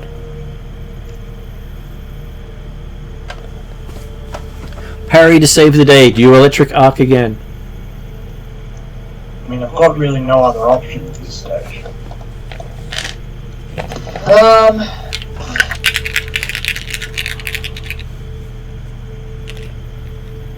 The red one is the first mummy if you're doing electric arc. Yeah. So I believe he failed. With a 12. That may be a critical fail. What's your DC? It is 20. You got close. And the other Yep. one got a... So the other one succeeded, so you do extra damage on the first one. So how much damage do you do? I do 11 again, so 11 on the first and 5 on the second. Okay, so mummy number 1 has 85% damage, and mummy number 2 has 10% damage. Do you want to do anything with your final action? There's nothing I can do in my final action, really. Okay. Yep. Cordas is moved to after the person who took him down. And that brings us to Quest. Quest, you're up. Yeah, there is a Corda on the ground next to you. And there are 2 mummies looking down at you. So I guess the first action is going to be he's going to grab 1 more health potion off his bollard, which would be the last one he's got access to quickly, and try and get that down. His name? Corda, yep. Corda. Saved by a goblin! And then remind me how things like Alchemist's Fire work. If I throw that, it's going to splash everywhere, right? It will do splash damage, yes. But it will do normally splash damage of 1 or 2 to everything nearby within adjacent hexes if you hit the target. Right. So yeah, so 1 action will be skip the potion. Then he's going to spend another action to walk away, and I believe True Strike is 1 action, right? True Strike is... Well, have a look. It might be 1 action. Just gonna look. Yeah, True Strike 1 action. He'll cast True Strike on himself. Yep, and then throw the thing. That'll be 3 actions. Potion, walk away, True Strike. Read True Strike specifically because I believe it runs out at the end of the round. Does it? Until the end of your turn. So if you want to drop True Strike, you'll want to do it before you run away, and be in the area of effect of your Alchemist Fire. That's fine. He will instead just cast Guidance on Quarter. So just so you know, if it's a lesser Alchemist Fire, it does 1 persistent fire damage and 1 fire splash damage. So if you hit the target with it, you'll at the most take 1 point of damage. Yep. So is it a lesser or a moderate? I would imagine it has to be a lesser, but it doesn't say on my sheet. Yeah. I'm assuming it's not greater or major, so I'm going to go with lesser.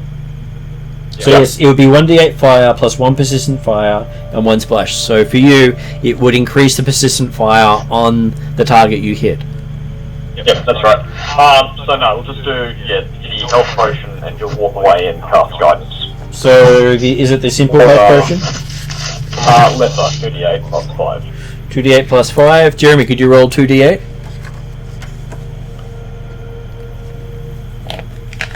He cannot. So there's a 5 and there's an 8. So apparently he takes 18. He gains 18 points of damage. Nice. And Quest can then yell, "Come on, leave!" Well, you think what you want is in that room or the room next to it. Yeah, we got to stay. Because you've got to get it before the next person arrives. So Balath is now up. Yeah, Jeremy gets 32 health back, and he draws his crossbow.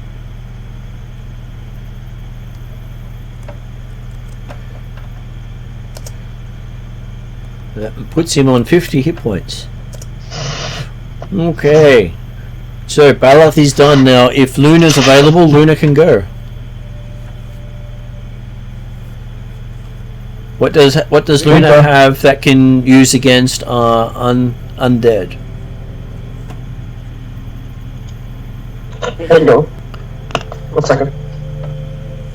I do apologise, I hadn't realised I was on mute when I was talking throughout that last bit where I also rolled a 5 the healing on the thing. Oh, nice one. Apparently it was meant to be. Okay, I guess, I don't remember if I used all my healing spells. I guess I did, because I don't remember. Well, there's not many people that are actually wounded in a position to be worried about right now anyway, I don't think. Yeah, but that's the undead harming effect that I was thinking about. Well, I do a 2 actions here. if you do a 2 I action, highly recommend you retain your heals for later combat. So we're going to want them for other things. because you're guaranteed to have 1 more combat here with a boss. And that's if we get away from Okay, the... what I will do, then what I will do is anyone ranging attack this thing? Range attack. No one. No attack, like his crossbow out. bow or something. Balath just pulled out his What I crossbow. will do is, yeah, that will be a shitty thing. What I will do is I will use, since I will try to shoot something, I will use my first action to devise a stratagem. That's a d20 roll to see if I can, if I do a strike, I will have to use that roll. So you want a d20 roll? Yeah, make a d20 roll. 7. Yeah, that's a shitty move. Okay, that's one action. Gone. Second action, I will use shield on myself. And third action, I will use guidance on whoever needs it. Cool. Balath is about the only one you can cast it on at this stage. Okay, then I will use on Bella so he gets a +1 on his next harmful cantrip he wants. Okay. So, Doomsday gets to run, forest run. Yeah. back through the door. So that's another 195 feet you run from the party, adding it to the. Am I out of the hillside yet? Or? You've gone through the secret. Well, you've reached the room of the secret door and cannot run any further because. Corda nicely tapped it so it wouldn't shut. So you run right out down the waterfall and start going down the path. God damn it, Jeremy. He thinks ahead. So the Dooza is absolutely flying. You're running so fast, it is fantastic. Don't worry, by the time the countdown finishes, we'll be lucky if there's someone for them to find. If my calculations are correct, you are going to be close to 2,000 feet away from the party by the time this potion runs out. You travel so fast that relativistic science says that you actually go back forward in time. Yes. And if I roll well on 48, there won't be anything to find. Okay, so Burning Mummy tries to punch guess Cordar on the he steps over Cordar and spends 2 rounds shuffling towards person throwing spells, which is I'll roll a d6 to see if he goes for parry, Luna, or Can Cordar use attack of opportunity? he can, though you are on the ground and prone. That's right, but that doesn't mean I can't attack. It does not mean you cannot attack. Just means I've got a penalty on my attack. So apparently he's going for the top one on the list, which is Quest. No. It's a -2, -4 to attack from the ground, is it? -2, I believe. -2 is 17, AC 30. AC 30 is a hit, not a crit.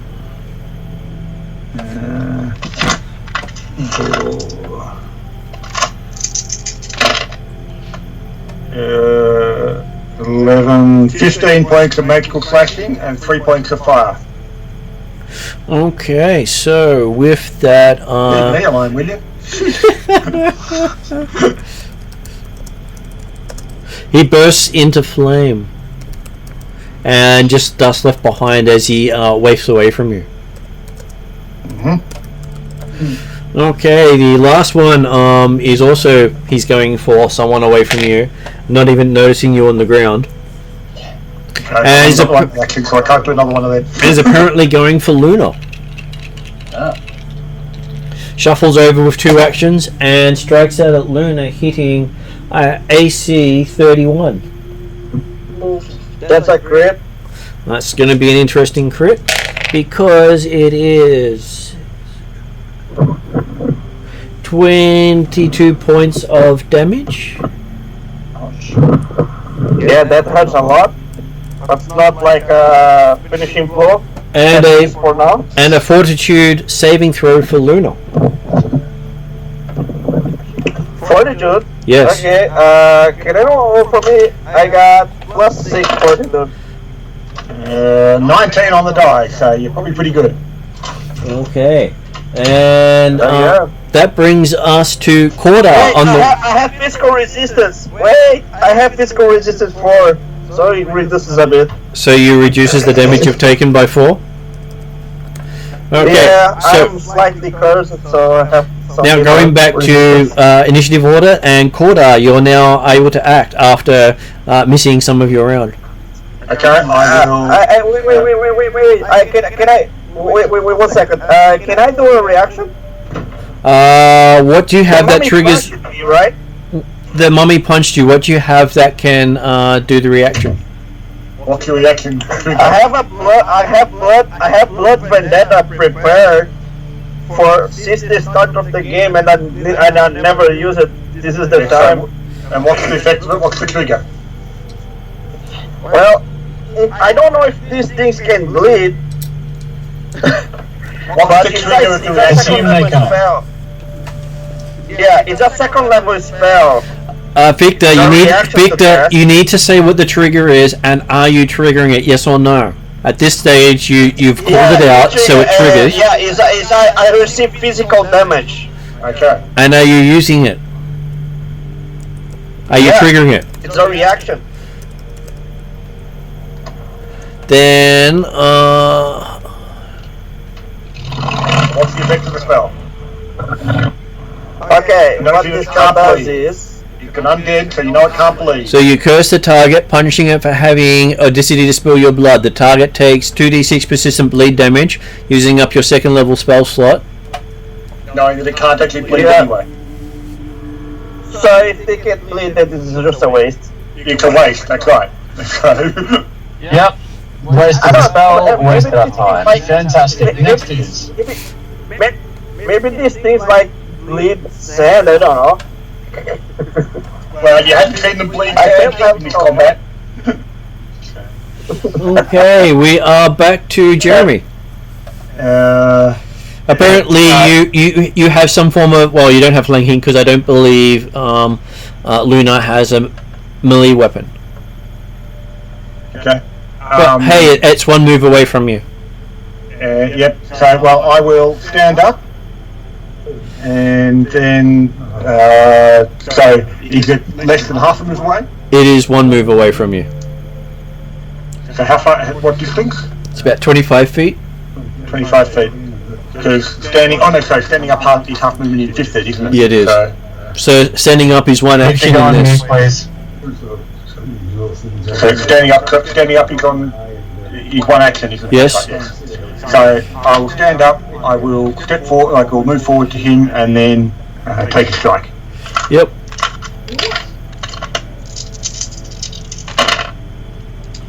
Uh, 20 AC 24 AC 24 is a hit.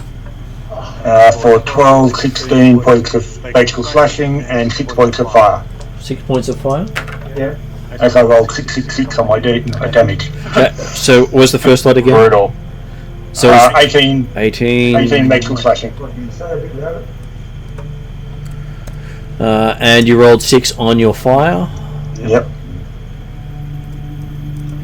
Okay, you think you've taken him down to 40%? Okay. I've got any other actions left. So. Okay, so that brings us to Parry, with one mummy almost in your face. With one mummy almost in my face. Yeah, it hit Luna instead of you. That's okay.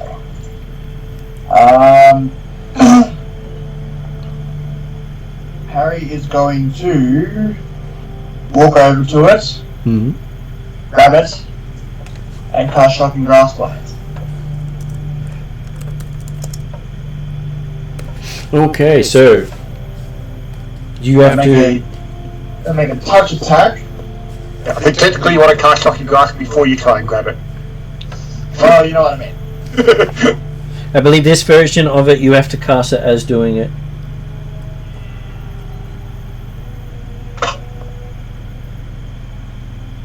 Um, 28. 28. That is a hit. Ew, I do 3d12 damage to it. Did you memorize it as a second level spell? Oh, is that, oh, sorry, it's the first one. So I do 2d12 damage to it. Thanks, man. Jumping the gun a little bit there. I'll get into I managed to open it up to the book in time. Yeah.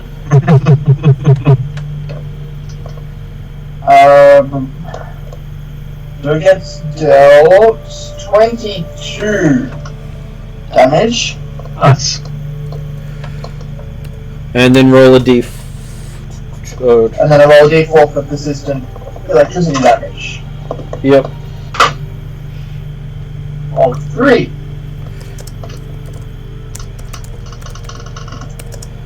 Okay, so he's at about 60% damage.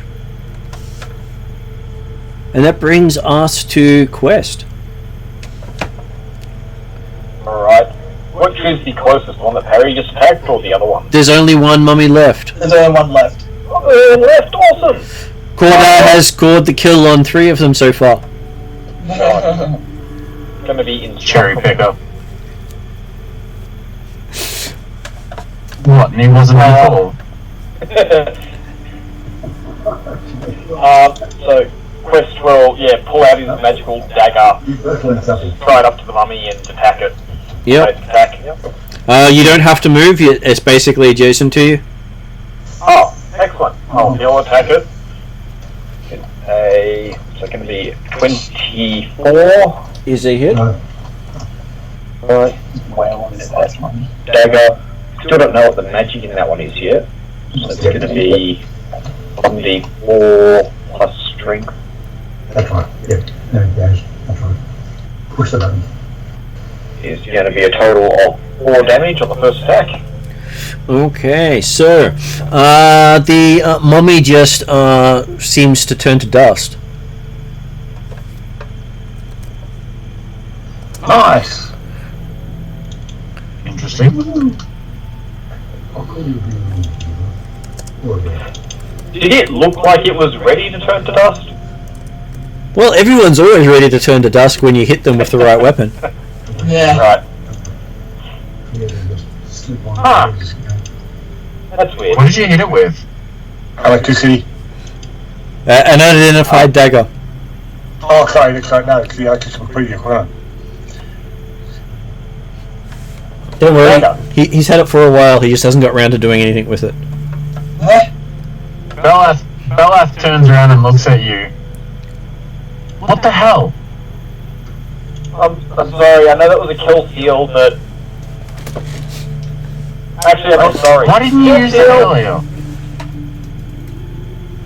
Because I'm a singer, not a fighter. Okay. Yeah. So, what do you actually do? Because you can't be a full-time singer. Oh, with that attitude, I can't.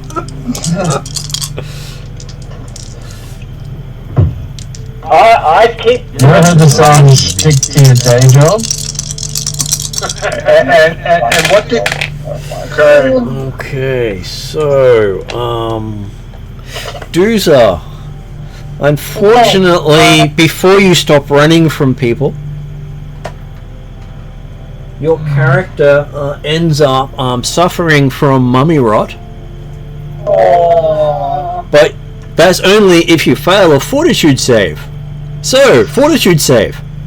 Oh god. Come on, fort save. So I thought I'd do the roll first and let you know the repercussions of failing the save. Dooza's going to die 2,000 feet away from the party. Yeah. Well, Natural one. but you'll get up again.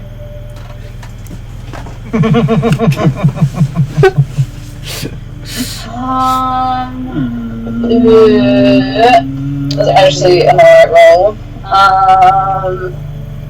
You should be fine. I should be okay with a 29. I hope. With a 29. Okay, so... With a 29, you trip over a branch, take damage, fall unconscious, and then die. Exactly. What I'm like to think is... But you don't get up and come up. Okay, so... With a 29, you are attacked by a terrorist you. with a 29, you succeed on the saving throw, so you don't take that damage this minute. Minute.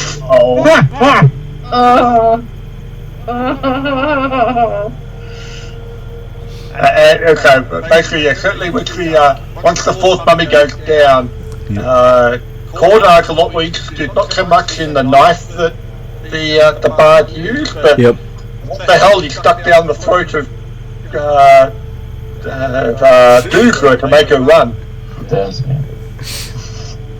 And where did she go? There you have to track up, which I'm about to go do, and it was a potion of get the fuck out of here. It was not my life. Belath interrupts you all. Get what we need to get, and let's get the hell out of here. Also, guys, I gotta go. I think you... All good. Talk to you later. We shall end up calling it a night here anyway, so good night David. We will see what happens next, as there's still more to go in here. Indeed. But you did manage to survive the mummy somewhat, with 2 of you with confirmed mummy rot. I'm crying on the inside, Mum. Because now you have to try to make it back to the party to remove it, because if you go down by this mummy rot, your character gets disintegrated. Yep. So it's not a speak to the god and come back, it's a that's Dooza. I'm gone. Yeah. Oh no. And you'd be able to thank the goblin for it. No, it seems like something Quest would do. Just be like, you need to fuck off, Juice, Hey. and then expect me to never come back. Well, to be honest, I probably didn't realise that you had mummy rot. Well, but sending someone who's about to run away from the party into like unknown territory is also not a good thing, irrespective of what they've got. Yeah, but still. Dooza's currently still alive. Anyway, So thanks Jeremy, and for staying a bit longer. We will see you later, and thanks Victor for staying. So we'll call it a night there, guys, as it is midnight, and I'm sure even Morgan's a bit wrecked at this stage. Yeah. So have a good night, guys, and if anyone wants to do anything on the weekend, let me know. We're going to stay. I can understand that. A small cold. So rest up, guys, and we will see you next game. So we have a fortnight, and see who survives the mummy rot. Because Goodbye, everyone. so basically, the mummy rot is a curse, which requires a remove curse before it can be held. Oh. Ouch. And so it requires a 7th level resurrection spell to bring you back if you die by that curse. If I turn to dust. Yeah. So I thought you'd know how bad it was. Yeah. Okay. So till next time, we will see what happens. We'll probably go straight to bed, Martin. So we'll talk to you later. Good night. I shall upload after this. Sure. Bye bye.